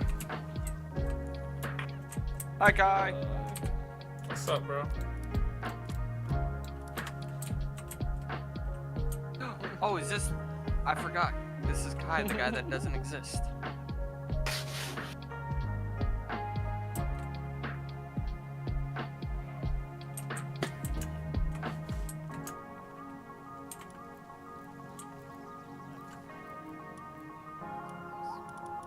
You know, if Jesse, Tanner, and Kirby all come to play private threes. Ooh. I'm about to get off soon, bud. Yeah, Jesse just muted and didn't unmute, so probably a no. Joe just got completely shut off. I'm sorry, dude. Hit me up tomorrow. I'm just about to. I just noticed I've been playing for 2 hours. It's getting pretty late. Probably gonna wrap the stream up with a few more actions. Call her a night. That's fair. I say me, Kirby, and Josh had a good. Me, Kirby, and Mark had a good run on Rocket League earlier too. It was such a good run. The same guy just kept wanting it, bro. They could not accept defeat. We had to teach them the meaning of the word, I guess, though. Which I didn't mind, that was great.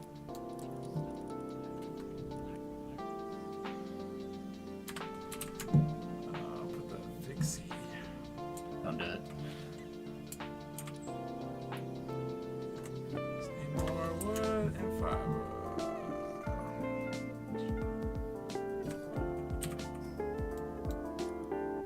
I mean, honestly, I just looked at it.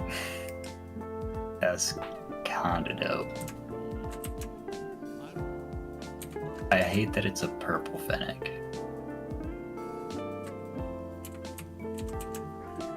I don't know.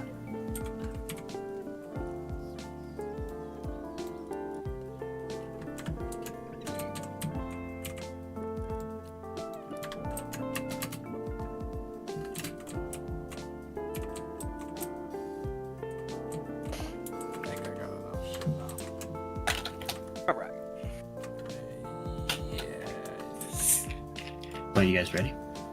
Yeah, can we go into some casual? For one game? For a warm-up? Warm up?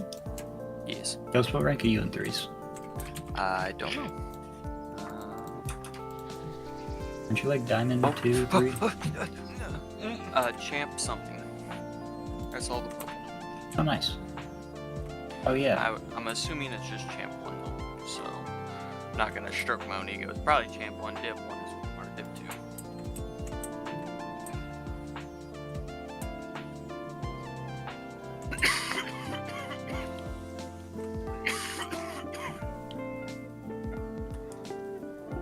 Oh, he's Can't get him. Oh, I gave up. Fuck, my fault. Guys got that.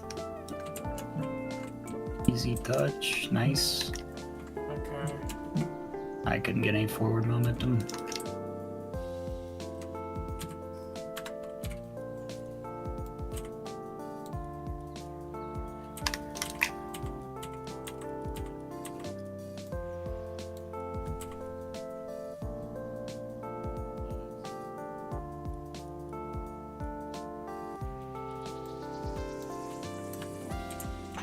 Okay.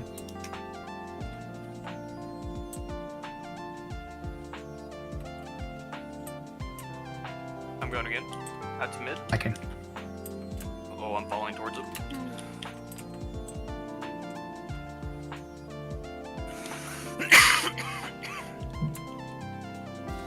Oh, you. My purse, sorry. My small purse.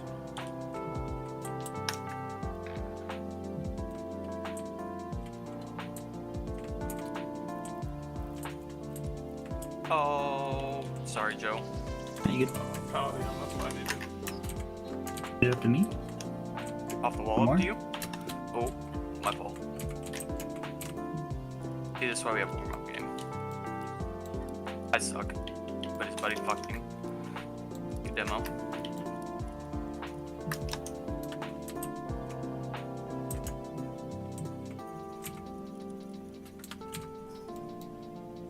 I should have turned the other way. Sorry, I'm faking.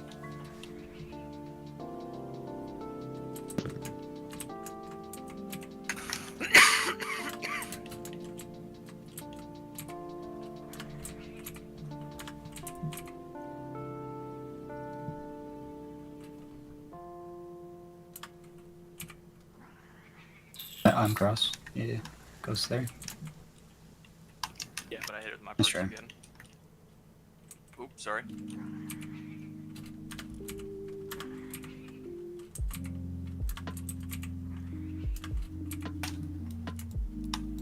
I was trying to get there for the demo, Dad. I'll leave it for you. And the Paladin fragment. Nice touch. Ooh, fuck. I should have jumped away earlier.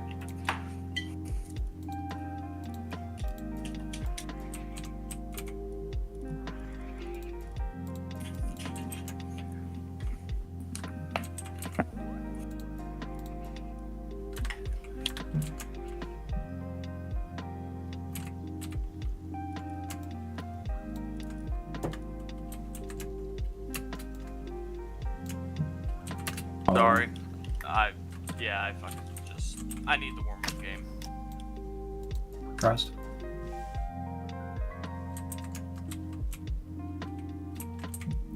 Yeah.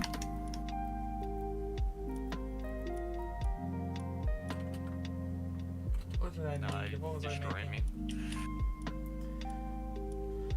This for a reason. Nice block. I've been scared. Oh man, I wish I could see what. Oh yeah, to make these. Nah, it wasn't enough. Oh, nice. I can't. It's gonna go kind of mid. Not really. You ghost, you're insane. Take that. Commit. Oh, you're so close. Coming back. I got one more. You did it though. That's what matters, guy. You're on it. It's alright. Just back off. I suck. And he was so far out of net. I can't put that in. I also cheeks. That's fine. Back pass. I thought about it, and then I thought I could just block you maybe. He's flipped over. I banned you. The power of friendship. Works. I got it back. That's all I dead, got. so. I'm fucked though. I Sorry, banned guy. Good.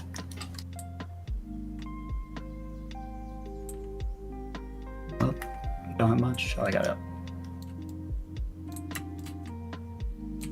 Oh, he's read I it. put He it read on, it. Dad. He read it, I'm dude.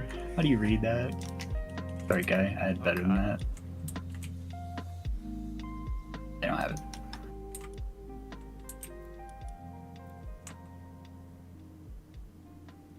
I suck.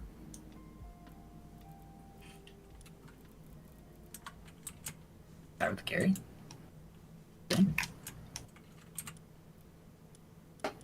Oh, My bad. close. GG's. You guys feel warm? I feel a lot better now.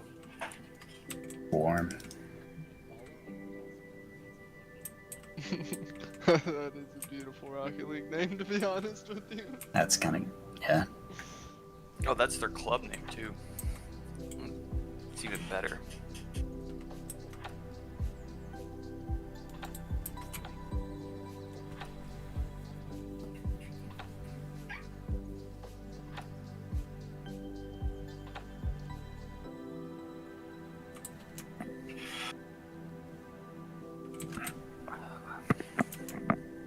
Yo, this scaffolding shit is a little horrifying. Scaffolds. Yeah. Take a left. I built 2. I'm working on my first build. My first big build. And so far the first level's walls are going to be, what is this, 5 scaffolds high? Yeah, 5. This is gonna be a pain in the ass to build, Joe. It's gonna be great. You're gonna love yourself. You're gonna feel really good about this decision. It'll look really cool afterwards. I suck.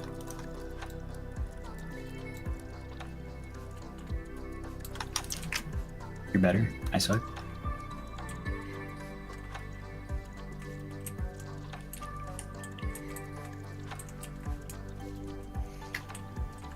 I'm terrible. I'm sorry.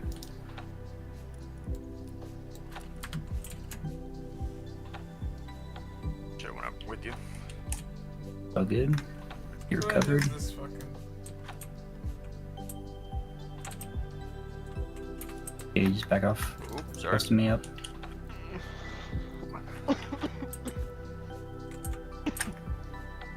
Oh, you okay? We're out. You guys just playing regular? Or are you Oh, we're doing playing that? ranked. We're warm, right?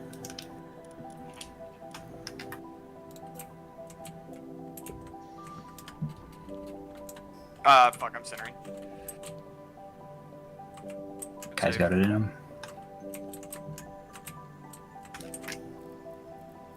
I'm out. Oh, I didn't read the other Sorry. guy. Sorry. Oh, play behind me. I'm behind you.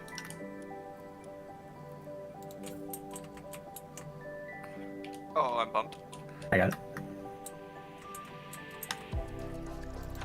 I'm crossing it. I fucked somebody up. I'm fucked up as well.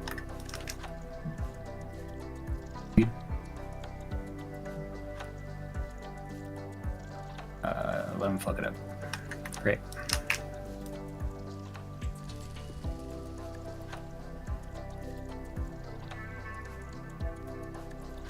You one more, you cute.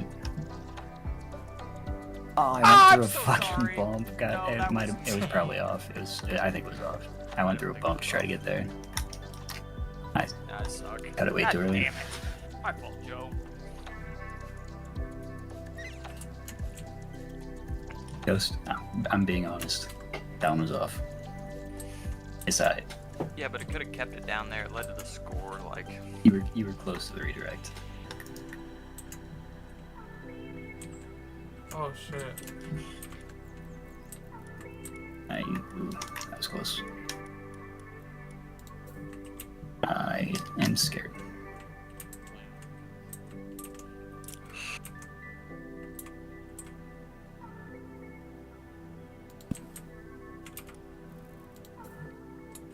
I had too many beans.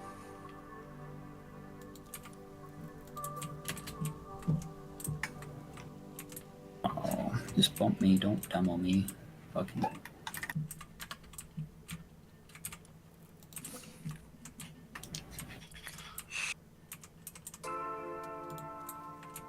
That's tough. Lands and does me in the same motion. Feels bad.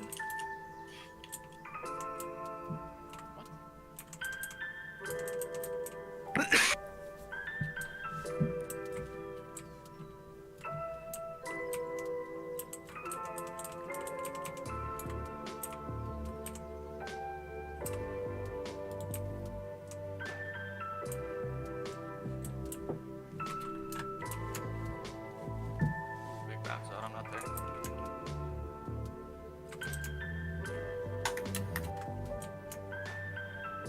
I bitch flipped. Jesus fucking Christ. I had no boost. That's fucked.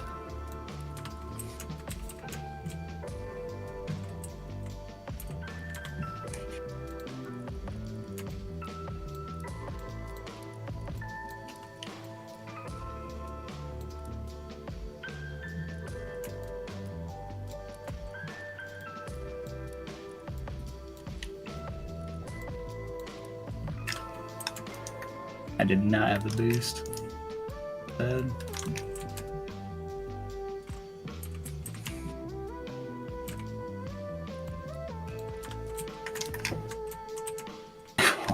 Get there. I'm going all the way back. I got ball.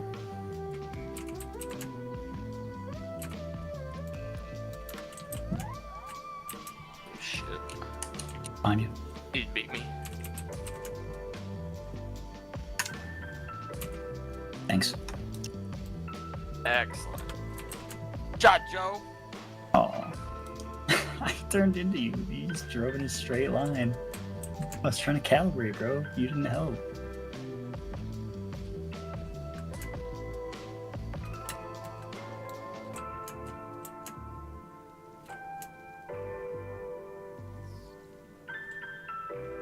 Keep banging the ball, boys. It's great. Great plan.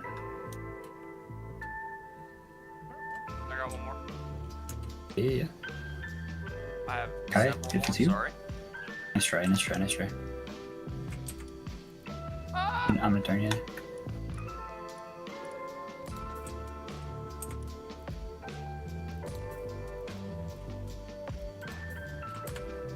God damn it, he beats me there. I'm behind you, Joe. What a touch. Whoa. Jesus fuck. Okay. Oh, okay. Alright. Okay. Alright, boys. Alright. Okay. What is this all about?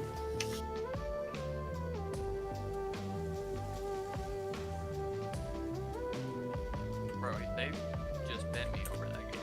Just See that fucking pass? took turns. Was that intentional?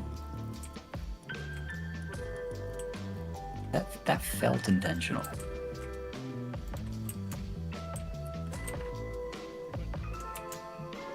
not the champ, I don't think.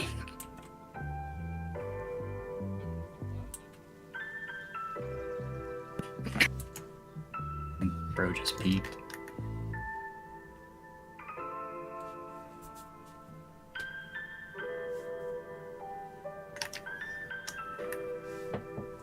Good now.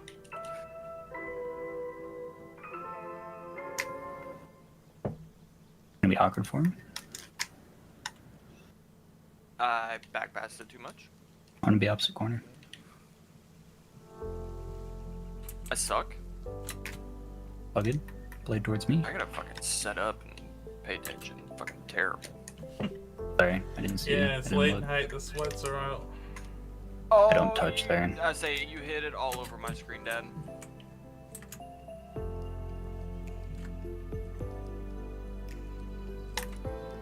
Oh, yep. I'm terrible. I lied. Got that. Nice touch. Oh, shit. Didn't touch it. Sorry. It looked like you touched it down. I say I was just I think you pressured him. It's good enough for me. Great pass. excellent. Thank you, Dad. I try to make you proud every day. Joe. Let's see if my house Ghost. works. Yes. Seems like it For works future so reference, apparently you could build in this game Yeah, we like suck. Minecraft. That's okay. Guys, God. Oh, he's going. You could straight up just stand on a 1x1 and then just Oh, build nice try. yourself You can just hop up. Okay. up. No, you could just like go stand there on first? a 1x1 and build under you, like you did to make a sky pillar. Oh, very good. That's Yeah. awesome. It's actually becoming very useful for these walls, because this is gonna be a pain in the ass.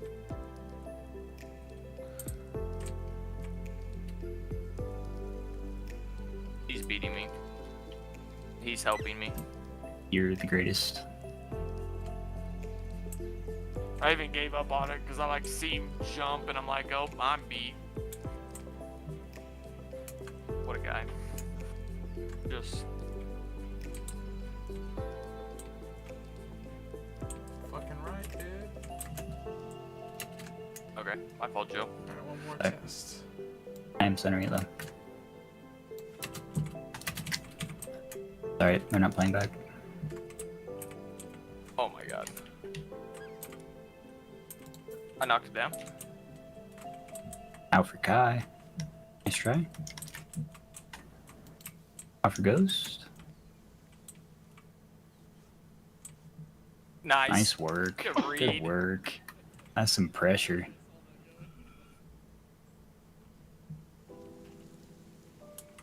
What the fuck? Yeah, see, I was high and he was low. That was perfect. Good shit. So I can use this room as well. Feeling that? We're there. Kinda. Ooh, he did hit that. Oh, hi. Hi, Dad. Then make it instantly, thank you. You hit that to me, you're so cute. He did. I stole this. Good fuck. Oh, I bet flipped. One more. Nice. All you.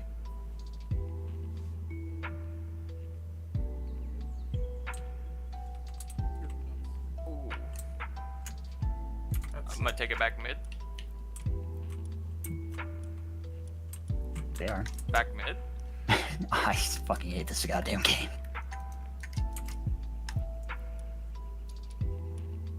I should have that's committed. tough. I should have committed. That's my fault. Ah, I got fucking greedy on the rotation.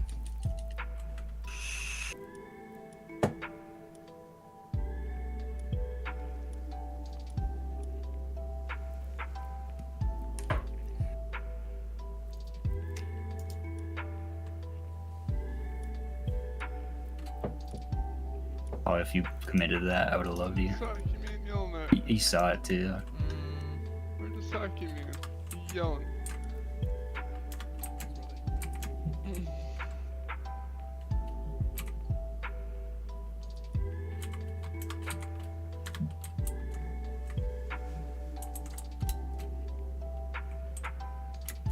Fuck did you? Oh, that's the center. That's my fault. That's not it. That's not it. That's not it, I Chief. missed. I just gotta get out of this. I can't touch. Not warm yet. I missed. Nice. You. Yep. Thanks for the pinch, buddy.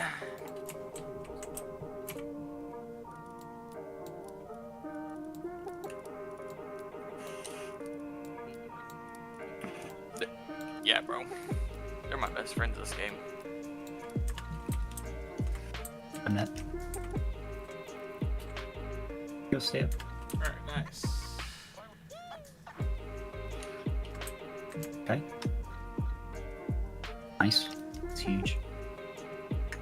Oh, I can't beat him.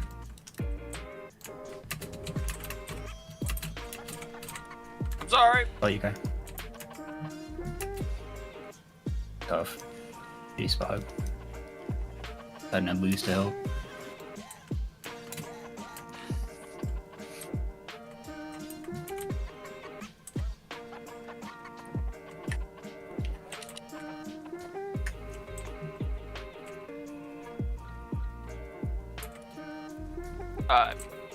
Fucked up. Sorry.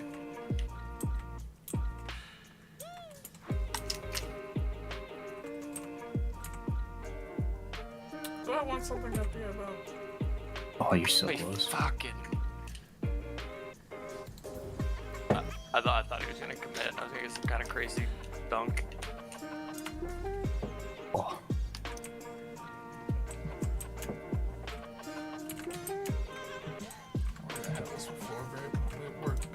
I can't. Third.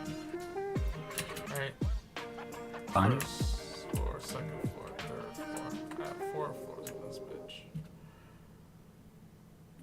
I'm terrible.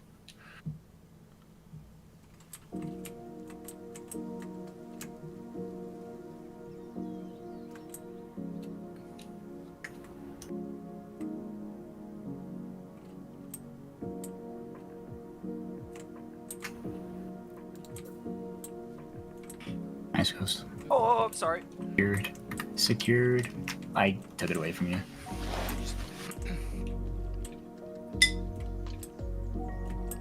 But I took the glory. Get fucked, Joe. Bro, I just... Wait, what do you mean?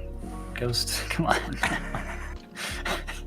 How did I MVP over Joe? We had the same fucking score. Bro, I had 7 shots. Gotcha. Felt like we were just putting pressure. How did Thought we I? were just putting pressure, bro. Apparently, I had 2 goals on 1 shot.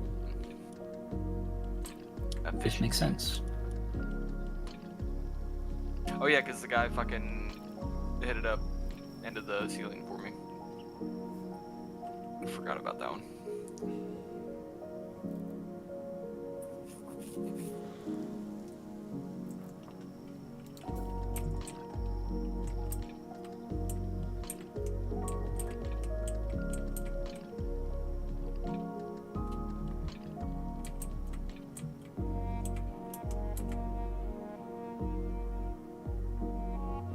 Bank shot.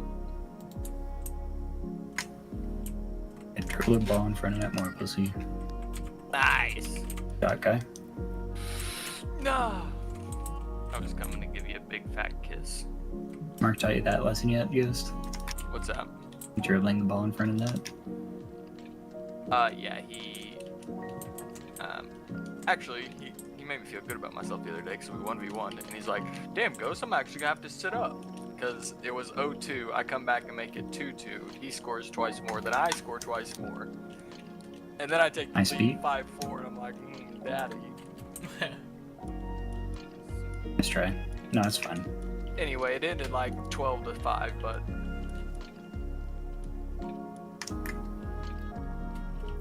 Ghost? Yeah? I'm sorry. No, you're good. That was a good cut.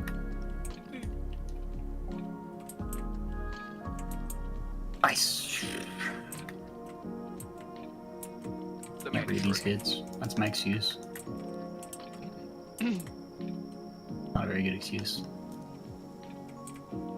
It's a very good excuse.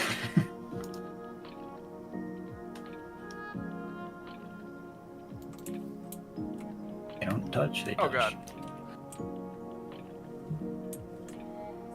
Ghost is there. Nope, I'm here. Dave?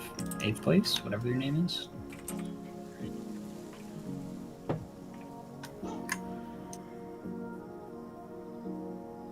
Ghost. I missed. Fuck. Oh, good save. Just gonna resign. Time. I save. Oh, he fucking ghosted. Way up. I need help. Got you. I realized it was fucking backboarding. Maybe. Oh, it's for Ghost. Coming back, you can play up guy if you can get boost. No? Not very well. Ooh, I don't like the... I'm just in a bad spot. No, I got fault. it. Tough. I'm just awkward as hell. An awkward read.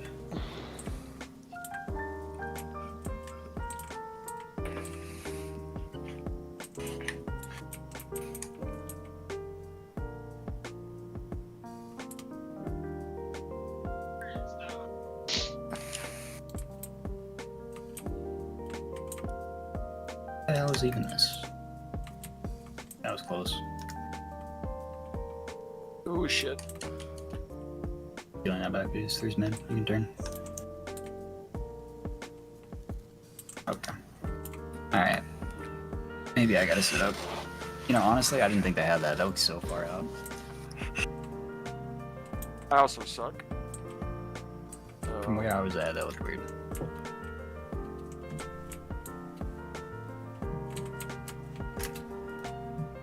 Oh, you take it yet. I committed with you, Joe, sorry. I just yoinked that boost. Get fucked, Kai. I didn't even mean this happened. How's that not a bench? I'll take it. Over one?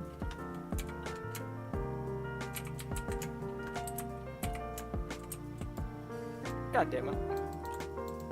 Got fall. I don't got.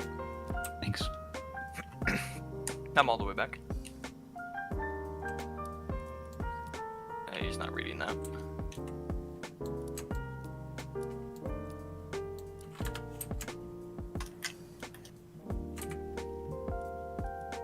You fucked, idiot. Good poke. You fucked, idiot. Oh, he destroyed me to that.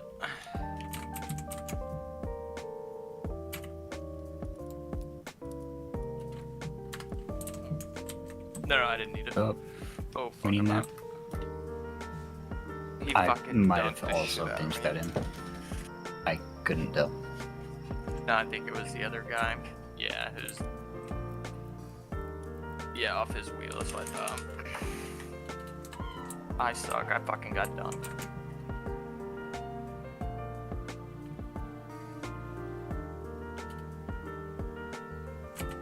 The man goes straight for mid and misses. I miss it. Are they? Good shit. Good shot.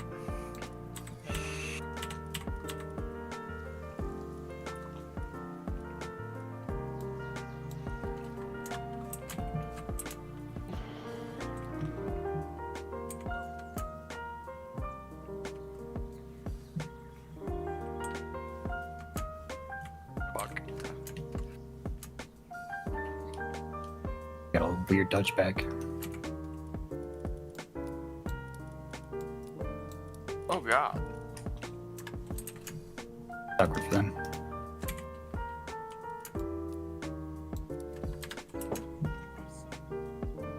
He has it. You first, Ghost. God damn it. He fucking took Good. me off my Got wheels. space. Done well. Try to play it close here. I'm on your left. I was not far enough left, damn it. Out to you again.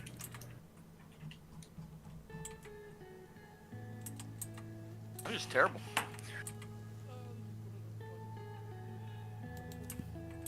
Can I take a dab real quick? I think that's my problem. Gotta reset the focus.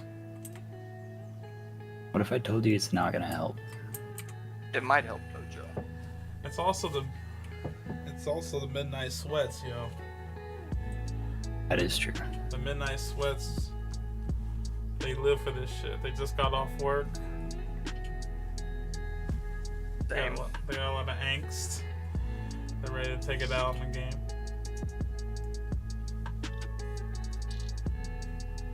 I usually just like take it out on my wife and she gets home. I usually just take it out on my dick. Oh yeah, I beat my dick a lot too. Yeah. Or actually, I beat Kirby's dick a lot too. Stamp it.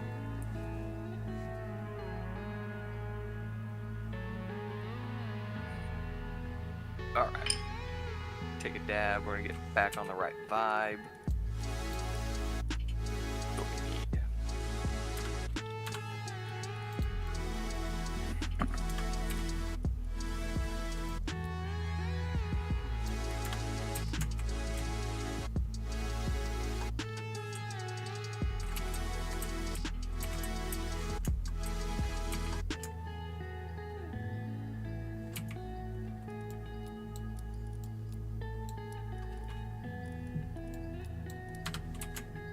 Alright, I'm ready.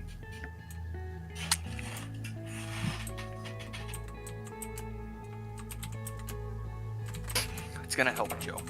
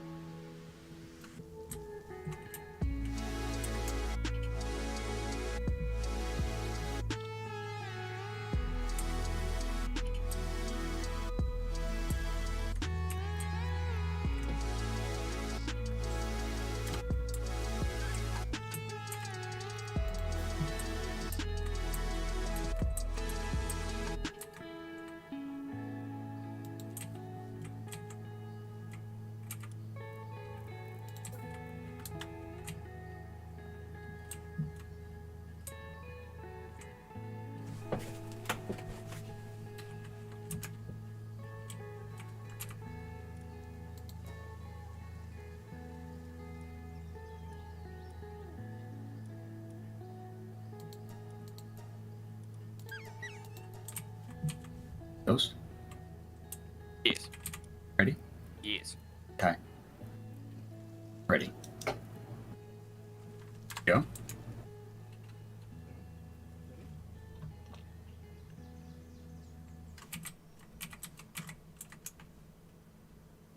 I don't think that was true.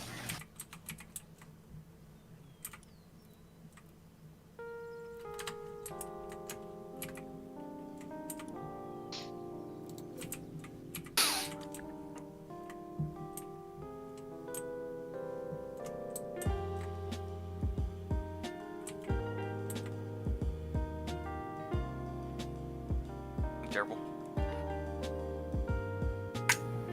But Fuck, I just took that boost.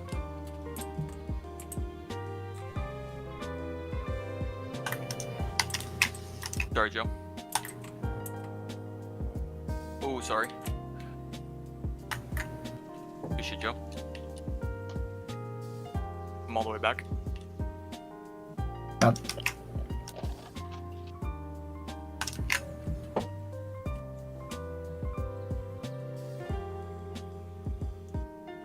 I fucking gave it to him. Read me like a book.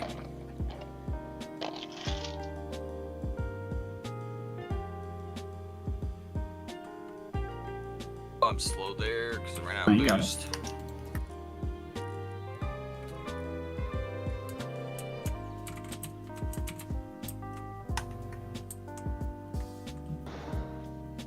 I'm fucking terrible. Just hit the goddamn open net.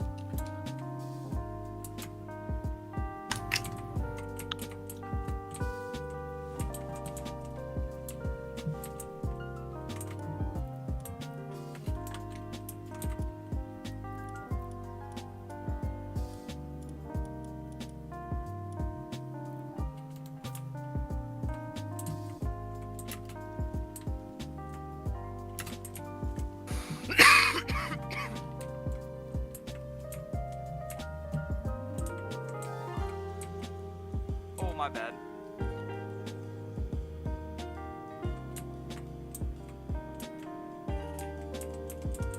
Not in my house.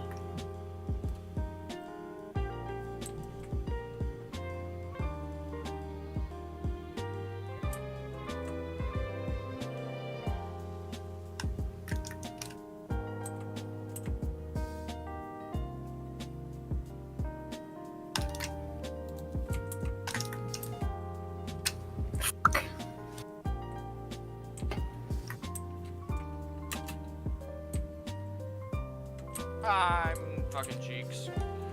Ooh, shit.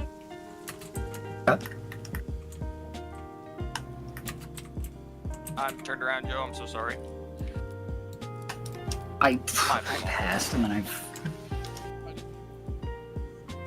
Yeah, sorry. Yeah, I'm bad about that.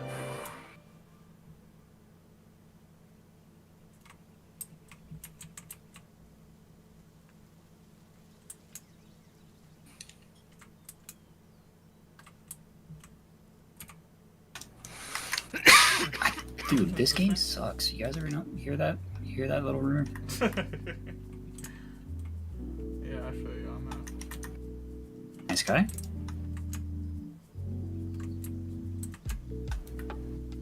Oh, I tried to hit you. You read me though, I guess. Kept it down here. Must have the fuck out of that man. Oh yeah, he jumped. God damn it. Almost. Right up. That goes here first. Yes, sir. Yeah, you. Ah. I tried to leave it for you. That's so close. Yeah, I am just blind. I'll make this crusher a college. The man hits That's what this game be doing to you. Be like, I'm done after I do this one thing, and then you do 95 more things. Third.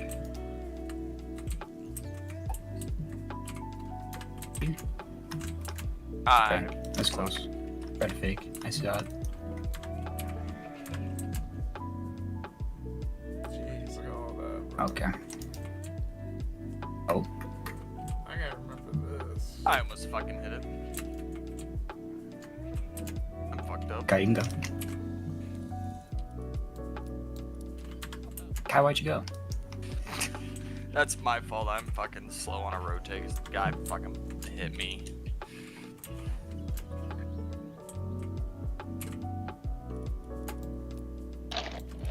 Getting fucking bullied in the corner like I'm back in high school.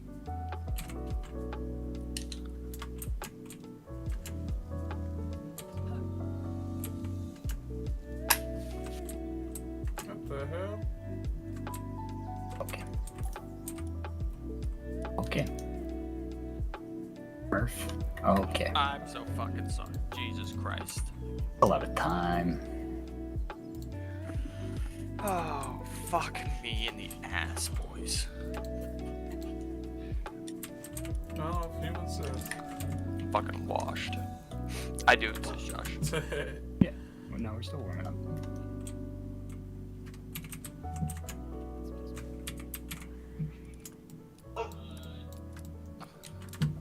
Let's get a good touch. Nice. Try to play back. Oh, that hole in the wall. I'm behind you. Fixed. A little far, but I hit you. Play it. I'm gonna try to. Oh, he's fucking not letting me have anything. I'm sorry. Got some palladium.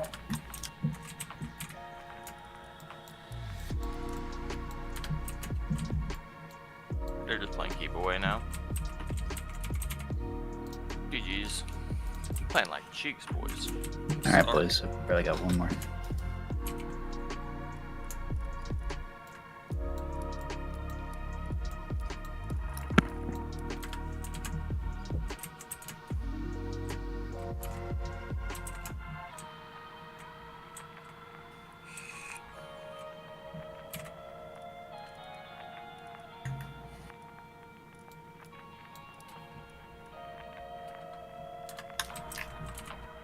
I'm sorry, Joe. I did not read that.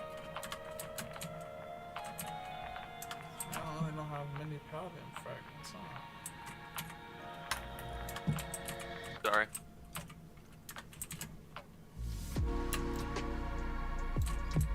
Oh, sorry.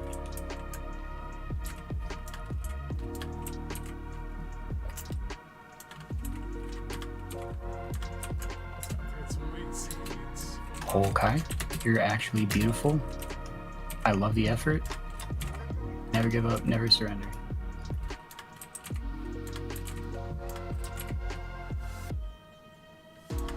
I got maybe fuck that fuck guy. this guy.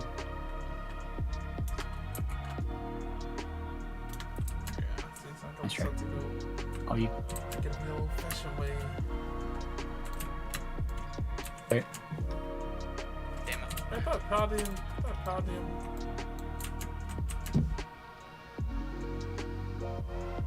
Oh, this is huge.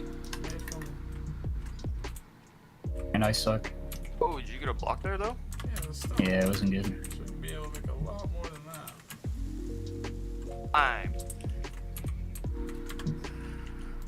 I just gotta settle down and fucking play the game. Sorry, I didn't know if that was in or not.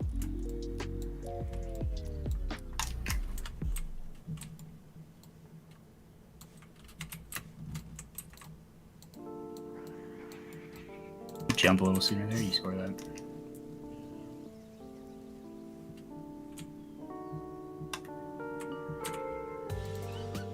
I believe. I've been trying to demo this guy, I'm sorry. Chasing a demo. Oh god. You suck. Hey, I'm just beating him. That was a wild fucking... You get two? Oh, nice try. No, he just touched it.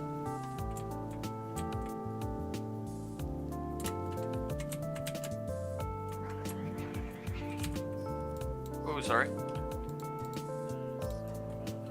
Yeah, it kind of crossed a little hard there, I'm not gonna lie.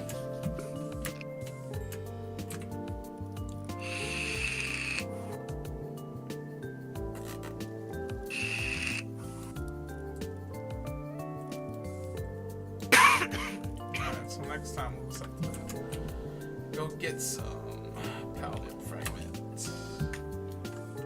Oh, I'm turning. Oh, you're huge. Nice fucking shot, Dad. Come here. Oh, fucking drill me. Took him out of the air.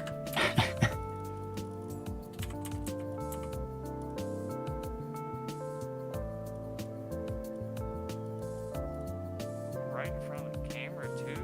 Sheesh.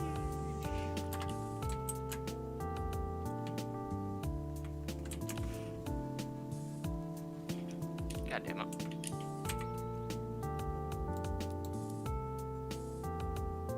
I'm up with 10. Get fucked, idiots.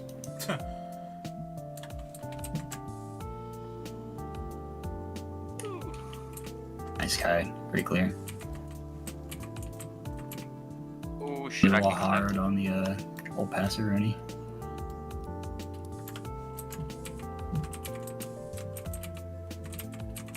Not anything. He's useless. Fuck that guy. That's a good stop. Just let him fuck shit. this up. And then we go, and they're all up. Alright. I'm sorry. And I stole your boost.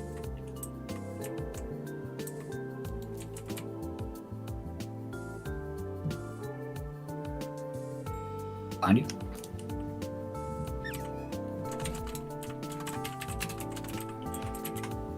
God damn it. I'm gonna contest. Close.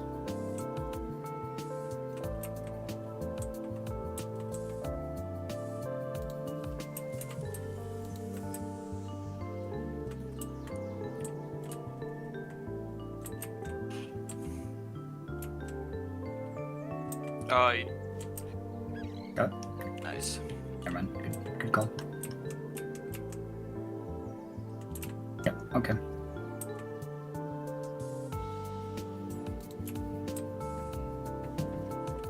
One more. Nope, because I'm terrible. Fake. He fakes. Pass. Passes. Ghost is there. I'm not there. Well. Nice touch. Back to you, Dad. I don't have anything. I'm going all the way back. He's Reese close wall. Oh fuck.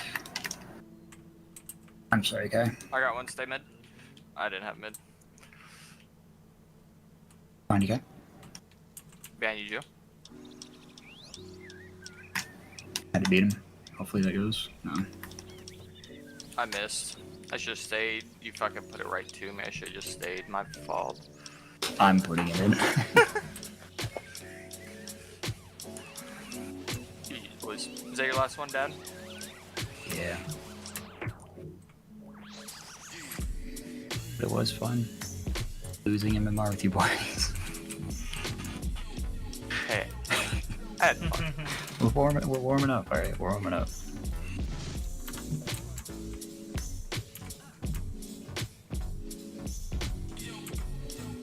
GG's, Dad. Thanks for playing, though, boys. We're coming around, Kai. Bye-bye. Disconnected from your channel. User disconnected from your channel. Oh, Joe followed. I've only seen Kai like 4 times. I never thought he existed. He's just a figment of my imagination. Boys are just gaslighting. Said this mysterious man existed.